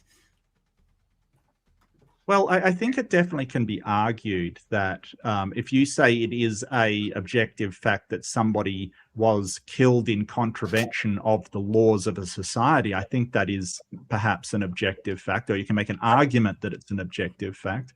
Well, sure, but I get where you're coming from. It's against the law, but that's not morality. Well, no, I'm not saying it is. But we're simply we're not talking about morality. We're talking about objective versus subjective. We're not talking about morality. So it can be argued that, and yeah, I kind of agree, but you know, I'm not sure sort of why it has to be in the Dark Ages. If people have sort of moral compatibility, if people agree that we shouldn't treat each other badly or do these things, I'm not sure why that would lead to the Dark Ages. But like Mark, I said, I don't really care where it comes from. But Mark, he's making a point that immorality is just what you just said, just moral to us. Then Nazis were moral to them. Genocide was right in their culture, and we can only say we dislike what they did, but we want to say more than that. We want to say that they were wrong, even if they believed otherwise. That's why you've made objective subjective into objective, to try and justify your reasoning. Right. So that's the point that he's made subjective into objective at all. That's not my position. No, his position is subjective. He's saying that he just explained his position that we can as a society, we can decide what is moral to us. That's what Mark just mentioned. And then I'm saying that then that means that morality depends on the culture, time, or perspective. And there is no fact of the matter beyond the group attitudes. So I think that is moral relativism in that case. So if morality is only relative, then moral progress is an illusion. Slightly different here. I think my position's slightly different because I think we can decide sort of intersubjectively between the in people in a society what the metaethical goal is, and then it's objective and objective in virtue of that goal.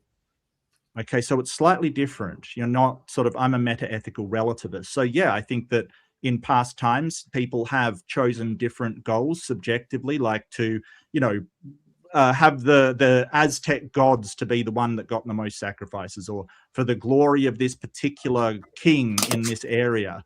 They have chosen different goals. But I think that once you get down to it, you can say, hey, their goal was to make their kingdom prosper, and they failed miserably. They did not take actions in order to get them to this determination. So even by their own standard, I can say that that's immoral, because the actions taken do not match the goal that is after, because the probable outcome or the reasonable outcome of those actions will not lead them to their stated goal. Okay. Ben, do you feel satisfied? No. Or did you have a follow-up? I'm not sure why a stated goal has anything to do with morality, why a cultural goal that he just entirely made that up, that the culture has some stated goal that is unified. Like, I've never been in a unified culture, and I've been around for a while. I believe we're in the United States and we're one culture, but damn if we don't every fucking night sit on these panels arguing over, just recently, is it okay for that cop to have blasted that lady in the face? Was it okay for her to take and drive and do the things that she did? And it's on and on and on, because there isn't an objective morality at all.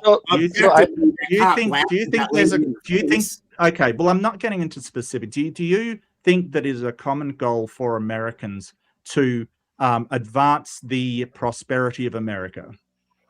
No, I don't. No. Okay. No. But Mark, I think that hold on, Near. I do want to let it just be between them so we can move around the room, and we will go into full open discussion after everybody gets their time. Do you think that most Americans would want their country to prosper? I don't think most Americans think of the country in that type of way at all. I don't think we're particularly nationalistic. In fact, half the country is anti-nationalistic, give or take. And that's quite a popular stance at this point. So most Americans are anti-American. I'm not sure how we could have an objective goal at that point. I never said it was objective. You did, though. You said you went on about how the nation itself, the people of the nation, can have Look, goal. Balderson, I clearly said that goal is intersubjective. It's basically decided on by a whole load of people going, hey, this is what we want for our country. This is we want the country to flourish. Now, you may not agree with that, sure, but I would be prepared to bet that most Americans are pro-America. Okay, I would be prepared to bet that. Most doesn't reach objective. Most is still just subjective. Am I stuttering? Am I? Mark is. Hold on. Mark is the other guy. I'm not even sure why you picked up arguing with me. It's fucking hilarious. I think, Sarah, we can move on. He made his point. Who are you? Yeah, that's what I thought. I don't recall anyone else hosting this show and telling me what to fucking do on my own show. Duck, you were next in line, sir. I'd like to hand it to you. All right. So Mark, thank you so much for giving us the debate and everything. You and OE were cool. I forgot because OE's still here too. I'd just like to get you guys to weigh in. I have an argument, and if this sparks some debate between us, cool. But I have what some might consider a core text here. For some subjectivists, it's called The Bonobo and the Atheist. This is a very well-known book, very well-researched book by a biologist guy named Frans de Waal. And so basically, this makes the case that primates evolve morality. And so this is evidence that it's subjective because it's stuff that us and monkeys talk about. It's stuff. But I also think that this is limited to biology. I also think this argument, the Bonobo and the Atheist, the biological argument for subjective morals, is limited to biology. It shows that science, it ultimately shows science can't actually produce a grounding for a moral theory. Or, it's just a very limited moral theory. It's very limited in scope. So what do you guys think about that? If I'm a very scientific guy and I say science actually does, it doesn't support subjective morality, it does nothing. Am I right for doing that or something like that? Objective ethics, did you want to talk? I've been talking a lot. I'm trying to follow now. Maybe I'm getting a little loopy. I'm sorry, you guys. I'm fighting off this cold flu, but it sounded to me like, and I'm so sorry if I misheard, but did you say that science does support objective morality and then it does not at the same time? No, I mean, okay. So Frans de Waal can spend 4 years writing this fucking book or whatever. He researches every day for 4 years is what he does. And he writes this Bonobo and the Atheist book. It's crazy good, but as good as it is, it's just about science. So all this evidence is just kind of this piece of shit empirical, sort of no analysis, not analytic. It's not really actually based on a worldview. It is within a worldview, but it's not based on that worldview. And so I'm saying that even core texts about subjective ethics support objective morality. That's all I'm saying. I think that because I did try to substantiate a lot of my argument in nature. And I do think that it's something that we evolved to have the capacity for morality. Now, I'm not sure how relative that is to exactly what you're saying. I know Mark attacked that point by with the fallacy appeal to nature, I think is, if I'm remembering that correctly, Mark. So is that, is that kind of where you're talking about? Because I do think that we have evolved to understand, to be able to attain a certain moral sense, because we have the ability, and I don't know if the monkeys do in this book because I haven't read it, but is this based on a certain ability for, God, would I say introspection at that point? Because Mark knows a lot more about evolution than I do, but monkeys are highly evolved compared to like what's an zebras or what the fuck ever, right? So bonobos especially. But that's kind of the point, is that you can evolve. We can evolve to the year 10,000. Right. And we can look back at our early ancestors and we can still ask the moral question is like, are the first humans that traveled together and stuff like this, and they migrated together, they maybe hunted together and they did that kind of stuff. Were they moral? Right. Were those and so it's not about, it's not actually about whether or not, in this case, it's not about whether there's a scientific theory or if it's in nature. I don't know. That's just what I would debate you. I would say we don't actually find objective morality. It's an analytic. It's more of an analytic philosophical sort of argument. I sort of think that I think that empathy and reciprocity have evolved, and we can see that. My favorite is the Capuchin monkeys. They've done a number of tests on them to see how much empathy they have and how much reciprocity, how much fairness plays in. And there's a hilarious one of a monkey absolutely losing their crap because they were treated unfairly by a researcher. They absolutely get mad. But if that is the standard for morality, there's a problem there, because morality is a code of conduct. Right. So the question becomes, and I've debated this before, is do animals have morality? And I would actually argue no. I think they do have empathy for one another. That's definitely been proven. Or social animals, I should say. They do have reciprocity for one another, a sense of fairness, as we displayed in the monkeys and the bonobos, by the way. But it doesn't rise to the level of a code of conduct. Now, I think it's sort of a proto-morality. There are things that you can do in Capuchin monkey society that will get you thrown out. That, like, if a monkey steals, for instance, they will get thrown out of the troop and maybe beaten up. Yeah. But whether it raises to a code of conduct that governs that society, that's really what I would argue in that case. So the same is true for the evolutionary product of empathy and reciprocity, that, yeah, we feel empathy for other people. And I think that facilitates morality, but it does not in and of itself Can I jump in there, rise to Mark? morality. Sure, go Can for I it. jump in there? So the one thing I would want to say is that, okay, so, you know, it's a really strong argument, but I do disagree. And here's why. Here's why is because we could still ask a question like with capuchin monkeys or bonobos or humans, like we could isolate a situation where it's like, well, if you have a trusted partner who you cohabitate with, right? And so not just any partner, but it's someone you know, should you commit violence against that person, right? And so maybe this isn't the same moral question we'd ask about humans, but there's got to be something, you know, this isn't like a 6-7 situation, right? There's something more, there's something in common in nature in those two scenarios that seems to actually carry over in our judgments and stuff like that, right? Like I think to me that seems to lean towards, well, yeah, objectivity. It's not necessarily like found in nature in some sense, but it seems to be a product of empirical findings in the way we categorize or somehow, you know, explain or create laws for those truths, you know, whatever those things are. Well, I think that, you know, sort of an important thing to remember is alongside sort of empathy and reciprocity, we do also have anger, violence, tribalism, all of these things which we consider bad as well. So the question then becomes, we have a whole load of natural drives and natural sort of, you know, senses like empathy and reciprocity, but we also have jealousy, aggression, things like that. So which one do we listen to?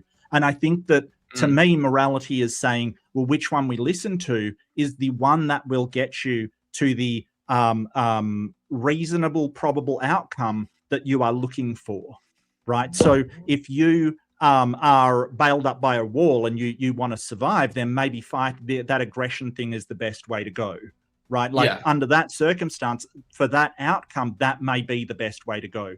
But in other cases, like sort of, you know, keeping a society flourishing and fulfilled, that might not be the best way to go. And then there's also the problem of who you assign those senses to, like the sense of empathy. What you'll find is the in-group or the acceptable group within a society will have that empathy displayed towards them, while the out-group, the outsider, will not. So there's also the subjective, if you do take empathy and reciprocity as sort of a given natural moral fact, there's also the problem of, well, why is it subjective who those feelings are designated towards? Yeah, it's a little too psychological for my liking. Like, and it's just funny, you know, maybe it is a discomfort thing. I don't mean, like, I know that sounds accusatory, but from my perspective, it's like, well, you know, I generally try to remove, I think like over really long time horizons, we try to remove the, you know, these sort of subjective motivations and things like this, to ultimately land back into like a group, right? A supervening a state of what nature is like, right? A state of affairs, we might say in discussion, but like actually a supervening group of what is actually in the universe. And so to me, you know, this one of the reasons why I tend to think these are they still have some quality that makes them objective in nature at the end of it. Isn't because the motivations and things like our motivations are totally irrelevant. It's just ultimately we would, you know, to me, maybe it's tautology, but we're trying to find the same sort of, you know, whatever, the same sort of like metaphysical and epistemic rigor that we wouldn't doing anything else, you know? Yes. And so it's just, you know, it's not like a overnight. Do you think it's a mistake to do that? Do you think it's a mistake to try to get that epistemic justification?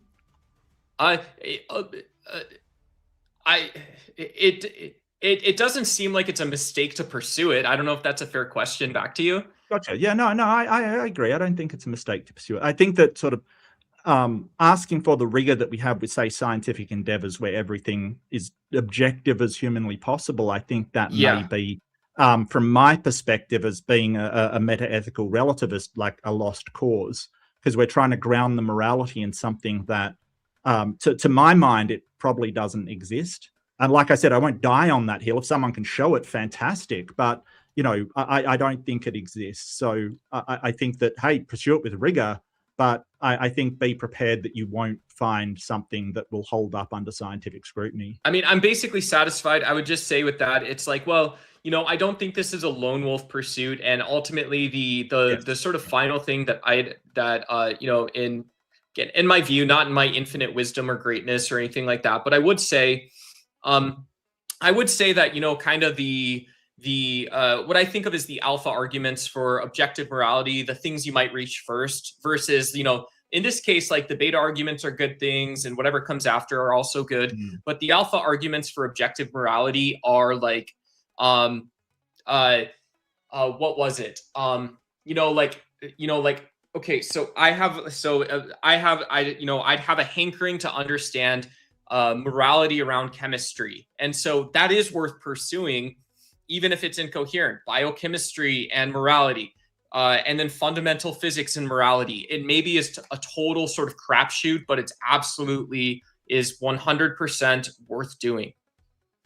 Well, I don't think chemistry, like when you're talking about chemists, you really have ethics rather than morality, because it's sort of an external application from society in general. I don't think you have an internal morality coming up in the chemist. It's more ethical behavior, like, ethical business practice and ethical this. I think that it is an externally applied thing. All right, let me, Duck, hold your thoughts for the open part, and then we'll go from there. 10th man, I want to hand it to you, if you had anything to add in. Yeah, I'm still stuck up on when Buddy said things were half empty and half full, but like you can't have something that's half empty unless you empty half of it out, and the thing's empty unless you half fill it. So it's hard for me to listen to somebody and take them seriously when they say things like these things like, "Ooh, if a tree falls in the wood, does it make a noise?" No, because nothing can hear it, and it's only vibrations in the atmosphere until it's heard. Otherwise, it's not sound. And obviously, the egg came from the no. Obviously, the egg came before the chicken, because the thing that laid the egg wasn't the chicken. These are very basic things that anybody with a tiny bit of intelligence should be able to understand, but you people use these things as justifications for things that can't be justified, and then try to make it sound like you're smart, but they're very easy to answer, right? So the things you guys are talking about is nothing is true and everything's permitted, and all of your objective and subjective things, just like another thing I just saw there a minute ago about how feminism is a subject of luxury, the same as your conversations. When it's The Walking Dead and the zombies are out, and you guys are having these conversations. Could you just try and put the volume down just a little? You're very loud, according to yeah, you're very loud. No, he's not. I don't think I am, actually. I got him. No. Where's your question, 10th? If that, we can hand it over, and then you can hold off until the open Does session. either one of you actually believe that anything is true? Yes. Is objectivity real, or is it a figment of your imagination? Is objectivity real? Yes. Yeah, I agree with Mark. I think that it is objective. I do agree that we only have access to the world from a subjective lens, right? Everything has to essentially be filtered through our own Prove it materially. Well, empiricism proves it. When you say proof, like if you're going for hard solipsism or something, then I reject that, because whether I believe it or not, you don't need an overarching sort of, prove it, absolute proof kind of thing. What we have is a lot of evidence and a lot of reasons to believe that things are objectively true. And then there's things that, but truth is when people say truth, subjective. It may be true. No. Yeah, it is. No, because if I say, okay, it's summer, right? That is objectively true for me, but it may not be objectively true for you. And I think that experiential asymmetry is another way that we have access to the external world. Like I don't deduce that I'm in pain. I experience that I'm in pain. But when I touch my hand on the burner, right? But when Mark is at my house and he touches the burner and I look at him and I observe that, I don't experience Mark's pain, but I can deduce Mark's reactions being the same as mine were when I touched the burner. And so that I get exactly use deduction to validate my own experiences. So because of that asymmetry from deduction and experience, that validates my own experiences as well. So I see there's an objective world around me. All right. I want to move on to Robin. You had a question, I assume, if you want to go ahead and chime in. Well, thank you. I just want to tell Mark and hey, Robin. Yeah, y'all did great. Yeah, that's great. I did have that, what I said about the, I was just wondering about the determinism. Yeah, I can't spell. That's why that occurred to me while y'all were talking about whether that would change, not necessarily the objectivity of it, but the subjectivity of it. Like, it wouldn't like flip from one to the other, but I thought it would make it less subjective if it was actually something that was determined. But I want to, yeah. So are you talking about hard determinism, like no free will, or are you just talking about like in physics, things are deterministic, like causal events chain? No, like if we're hard, like if you were to subscribe to like Robert Sapolsky's hard determinism. Right. Yes. Would that make everything less subjective? Because it wouldn't really be stance dependent as much as it would be dependent on your biological. It would be objective, but then it's sort of like, well, I mean, how would you then define morality? How would you say what you ought to do is something when you have no choice to do that thing? Like somebody may, go out of the shop taking something, and you, as a hard determinist, you might say, hey, it's their background, it's their genetics, it's all of these things, and they had absolutely no choice but to walk out of the store with something in their purse or something under their arm. And you might go, well, what's moral then? You ought not to have gone out of the store with that thing. Does that even make sense if somebody has no choice to do that thing? Well, maybe. I mean, I think like we have to have laws because we have to deal with each other, and I think that the morality part would be less important on how we like come to deal with that person. Like, what I mean? Like, what would be how we deal with someone who did not follow that. Laws are subjective, and generally they follow a intersubject or the society's sort of ethics or morals. So people, obviously legislators make laws. People can contribute to the legislators, or they elect them, or they get into power somehow, and then they create laws upon that. So laws and morals are definitely different things. Laws are prescriptive, morals aren't. They're simply what you ought to and ought not to do.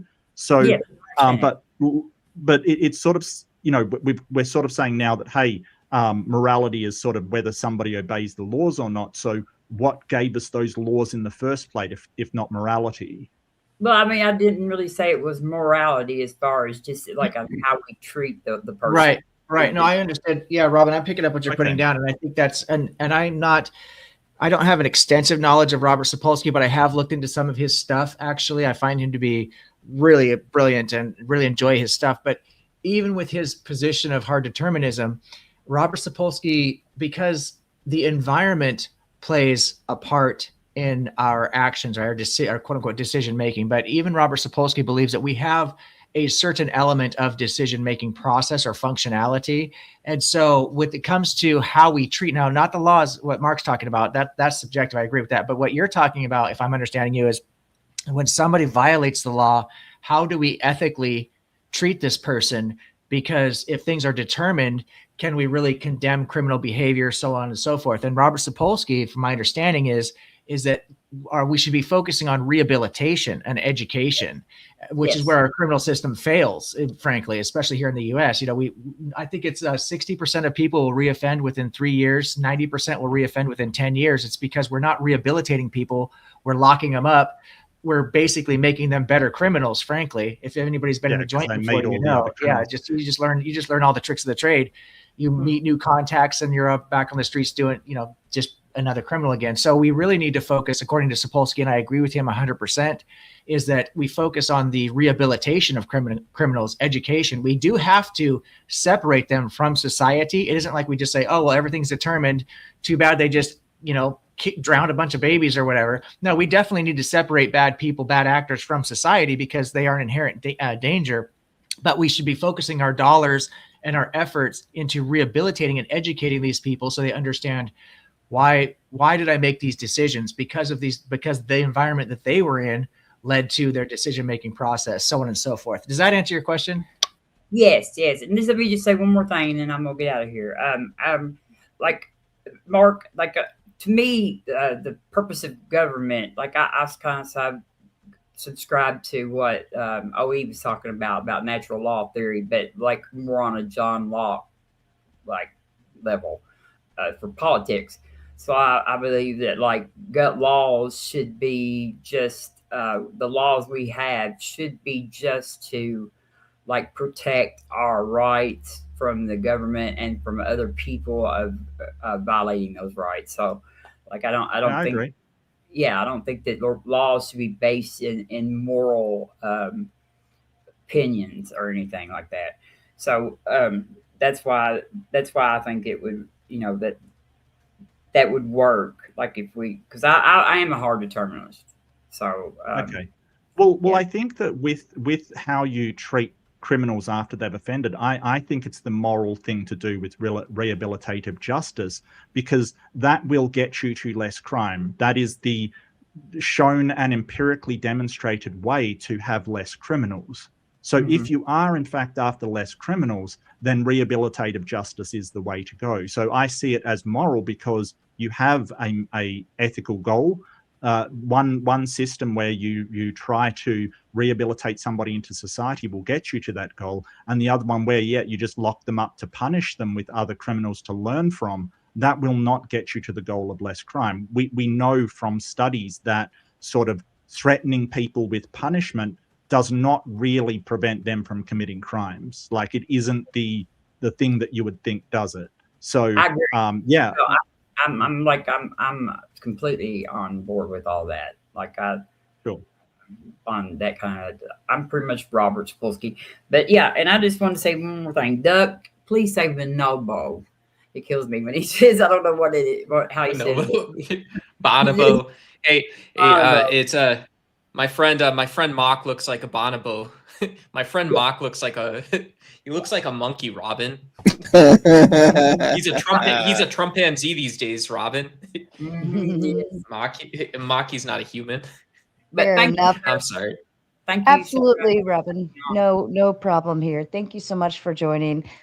Fourth Wiseman comes with the Big Ten. Good debate and discussions. No radical bantering towards understandings and success. All mountains are moved. One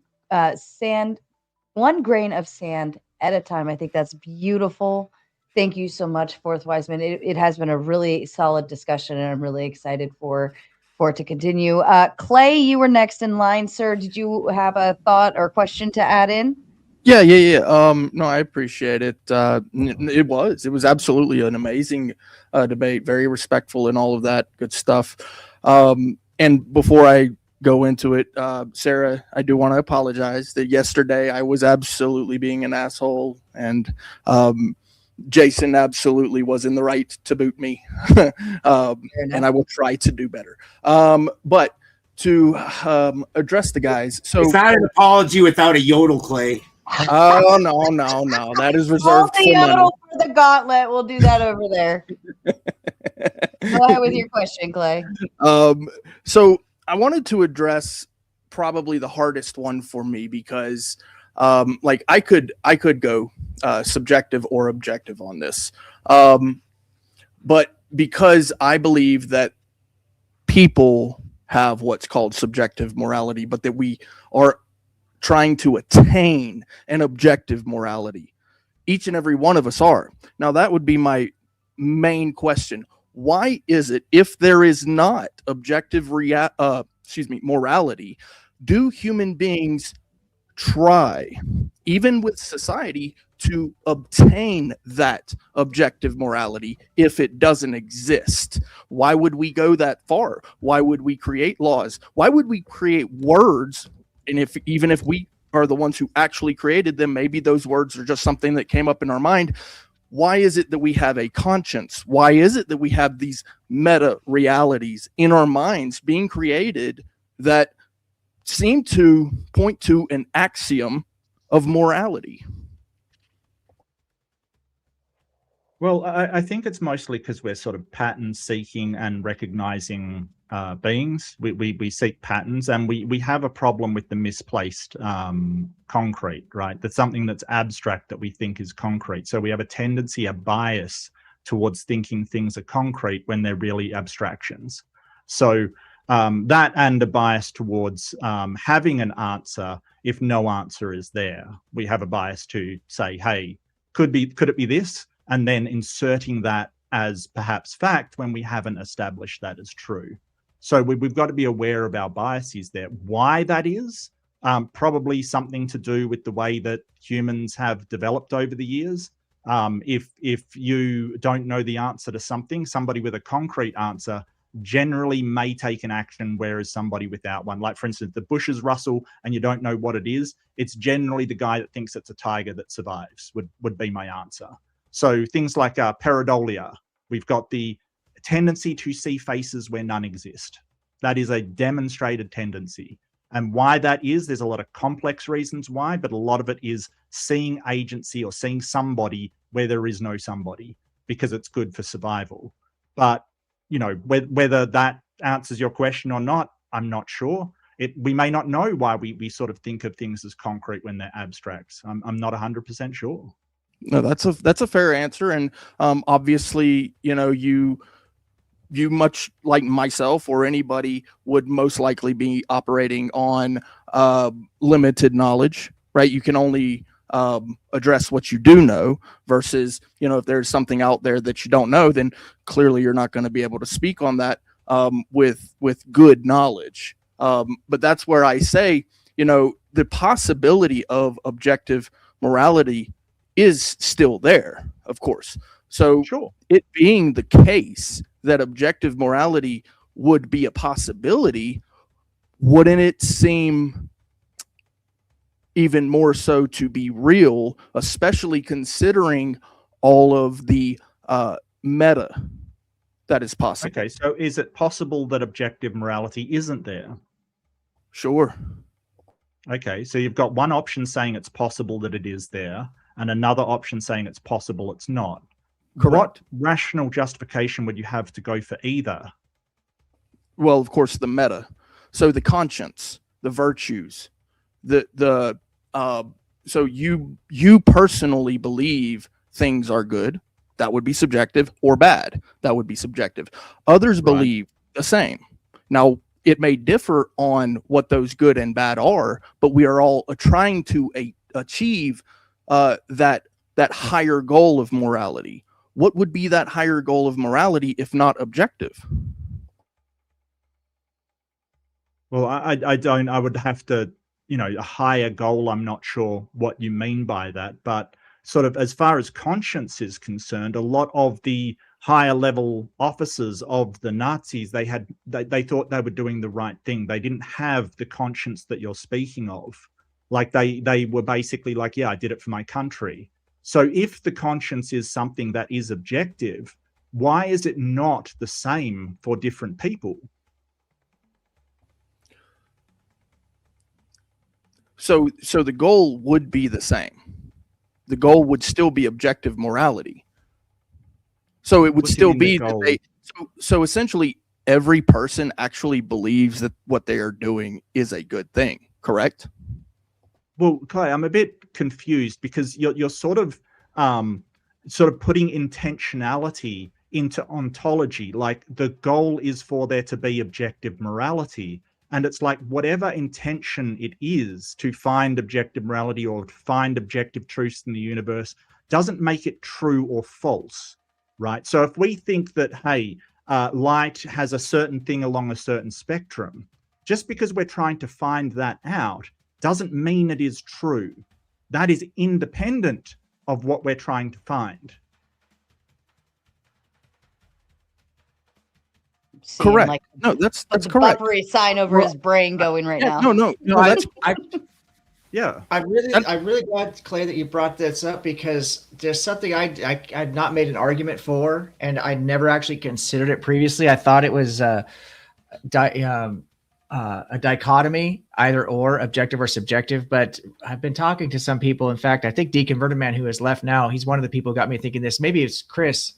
Oh, it was you, Bionic. I can't remember who I was talking to recently, but it has been proposed to me that maybe there's a little bit of both in play. And this might be a place where we have to then separate ethics and morality to figure out which is which. Again, I don't have an argument for that, but you kind of got me thinking about if we can transition from one, or the end goal is to this objective standard. I wonder if it leaves room for the argument that maybe there is room for both. Like some moral claims are subjective and they are actually moral claims, and there is an objective standard to a certain number, or maybe even a limited number of objective claims. I mean, it's very interesting to think about. I'm glad you brought that up, because Hey, Sarah, I'm sorry.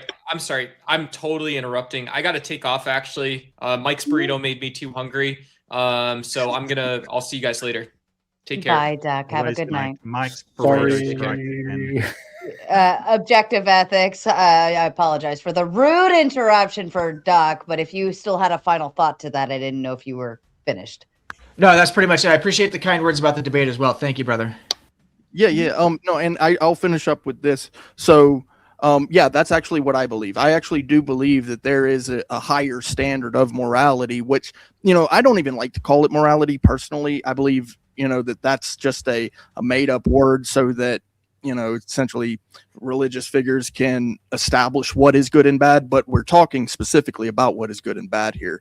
So, objectively, I do believe that there is a final goal of good, and then there objectively is a bad, right? So this is why we have words like red rum. This is why we have words like essay and assault itself, and these things are objectively words that mean bad things. This thing that happened is a bad thing, and I understand that some people don't believe that, but we don't call those people sane. We actually call them idiots before the court. Are we talking more about emotivism then, or non-cognitivism, or? Yeah, I guess because essentially that's, the ability to determine what is good and bad, right? So some people just simply don't have that. And I'm assuming that this is based on an emotional reaction. What drives us emotionally, or are we still looking at something empirical or rational? Yeah, because essentially, feelings, right? And this is where I also believe that a lot of religious figures have been kind of steering people in the wrong direction. Like logic is a great tool, but so are feelings. We are composed of both, and as human beings, we should consider both. So when we are looking at the world around us and what others want or don't want, and society at large should or ought, these things come into play. So our feelings are very important. And, I get it, we're men, we don't need those feelings. But at the same time, the reality is that this is how we operate in the world, in the natural world. All right. Jason also sends in the Big 10 to you, Clay, and says you were forgiven beforehand, but thank you for the apology. And I thank you as well. I thank you as well. All right, I'm going to hand it over to Bionic if you want to ask a question or make a comment. Hey guys, what's going on? So I kind of want to just kind of reach out to objective because I think I'm one person that I believe, the devil's in the definitions. And as he was laying out his arguments, I just felt like he was trying to build an argument for objective morality with language and concepts that were just wholly subjective. So I was wondering if maybe in a bumper sticker way, you can kind of make some of those arguments without using loaded words like fulfillment and good and thriving and success. And you know what I mean? Simply because I feel like you need to, in order to get to that objective place, you're using highly subjective words. And that's the place where I kept banging my head trying to understand how you get there while relying on things that I think are completely open to interpretation. And I can think of 1,000 examples where that's not always the case. Like, I'll just give you an example. Like when you talked about, how maybe a central goal is for our own survival or our own thriving, and you compared it to some biological drive. We think of the stories of the guy who jumped on the grenade, or the parent who skipped a meal to give to their kids and stuff. So again, for me, I feel like if you can think of a reasonable exception to that rule or exception to that premise, then you have to go back to the drawing board and explain the exception instead of just relying on we all know that's what it is. So I wanted to give you that opportunity to do that. No, I think that's a fair criticism. And I do think, I tried to, probably fairly ineffectively, just, to be frank, I don't think I did the best job. I tried to basically form 3 different arguments to show that objective morality could be, the conclusion could be reached 3 different ways. One of them was through the reason, right? So agency, and I ran a very long syllogism. I won't run you guys through that again because it was very long. I had a much shorter one about logic, right? The law of non-contradiction, focused on that. So that's not subjective.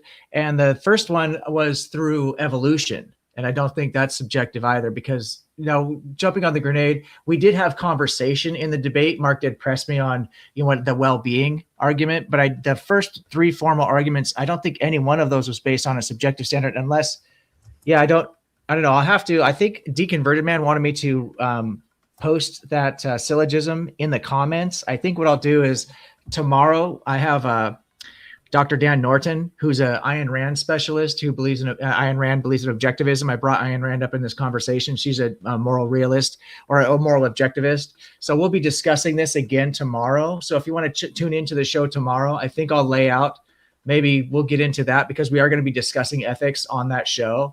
And then Mark, I don't know if you're busy. I would love to have you stop by. I don't know what you do on Sunday afternoons, but at any time you're always invited. So Chris, would it be okay to address that tomorrow afternoon? Sure. But I guess I'm just make my little mini point here is I'm also, maybe in a conversation we can have at a later time, you're going to have to help me bridge the gap or bridge the analogy between a moral argument, which I think is very much humanistic, and it's a human concept. I don't think there is morality outside of the human cognition to create those analogies to biological drives and functions like hunger or the need for oxygen and stuff, because I don't think those are compatible or analogous concepts.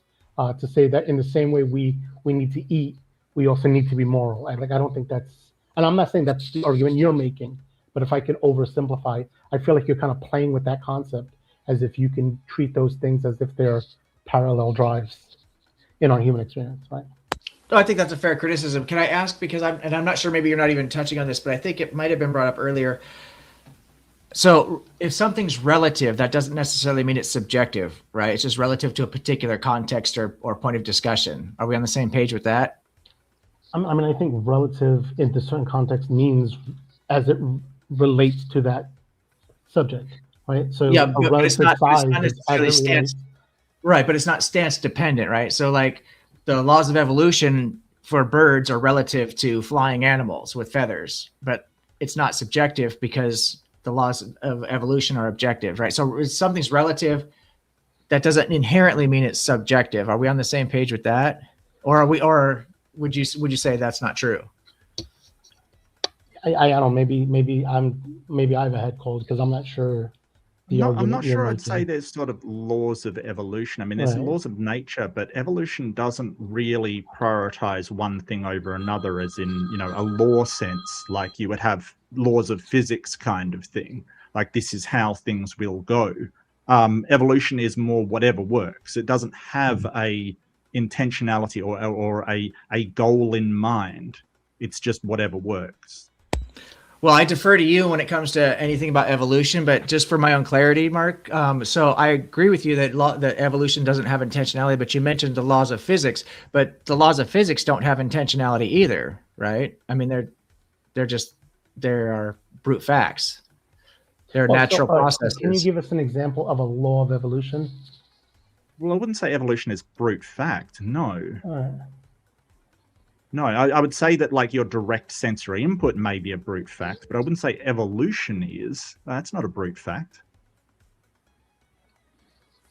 Again, this is why I say I feel like the devil's in definitions. Is it a physical? Oh, I'm sorry, Chris. Is it? No, I'm glad we're having this because this will help me with my own clarification with language, your use of language. So when it comes to, because I would equivocate, and maybe I'm wrong here, but I would equivocate evolution to be a natural process, and I would equivocate Sure. the laws of physics to be a natural process. So to me, however, whatever language I should use, are they on two different spectrums? Evolution, because what drives evolution is ultimately a natural process. You have hereditary traits. I think, okay, so from my understanding, and I'll allow kind of someone who knows better. From what I understand, I just think when we talk about evolution, we're talking about a process, and we're talking about it's an ad hoc explanation of a series of processes. And then if you ask a biochemist, they can explain evolution through the biochemistry. If you ask an ecologist, a biologist, you know what I mean? I just think when we talk about evolution, it's a catch-all term, but depending on what scope and what angle you want to take, it can have different conversations, including physics, right? If you want to talk about the biophysics of how genes and proteins and all that stuff, right? So again, this is where it's like it's rustling the tar baby, because I do think that if we're going to have the conversation, we need to agree on the level and the scope in which we're looking at a thing. Because if you want to talk about the laws of evolution, if you will, the only laws I can kind of think is possibly proliferation of the species. You know what I mean? It come down to you have environmental pressures, hereditary traits, and mutations. Isn't that basically what evolution is restricted to, Mark? Or Chris? I know Mark knows a lot about evolution. Did I miss anything? I've got those 3 points. Right? You got the hereditary traits, you've got environmental pressure, and you've got mutations. Oh, there's a ton of them. There's also horizontal gene transfer. There's endogenous retroviruses. There's a ton of mechanisms within it. But what I'm sort of trying to get across is that, like, evolution doesn't go, well, we ought to make this species a social species, right? Or it doesn't decide that or have an intentionality towards that. That is one of the paths it could have taken. And there's like all these different evolutionary paths that we have that we see in different animals that are all successful. And they're successful because they're still here.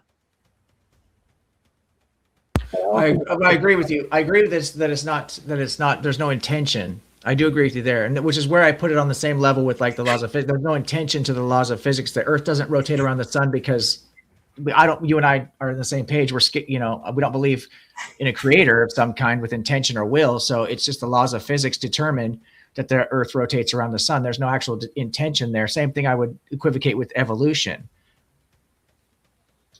By the way, I'm just to kind of make it something tangible. No, I'm glad you brought it up, Chris, because language is important, and I agree with you 100%. It's important for me to be more clear, or to learn to be more clear about the way I articulate these things. So I appreciate you bringing this up, and it's an opportunity for me to have Mark's.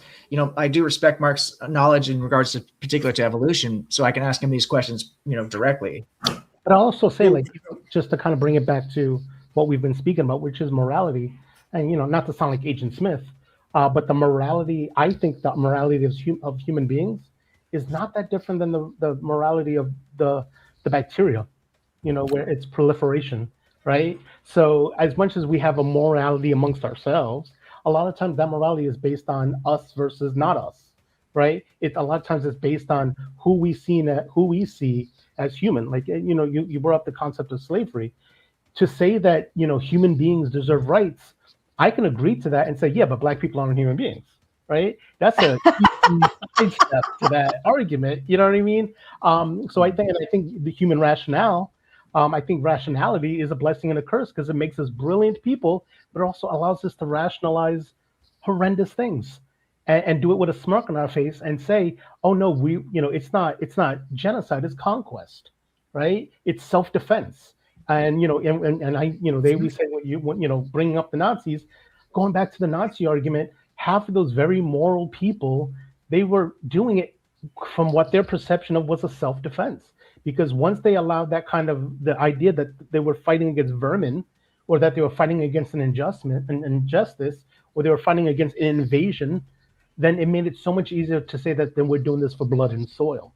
So those atrocities that we can now retroactively look at as atrocities, or those atrocities that we as a collective amongst us look as atrocities, to them, they're saying, well, of course you're going to see them as atrocities because we're defending ourselves and you don't think we have a right to.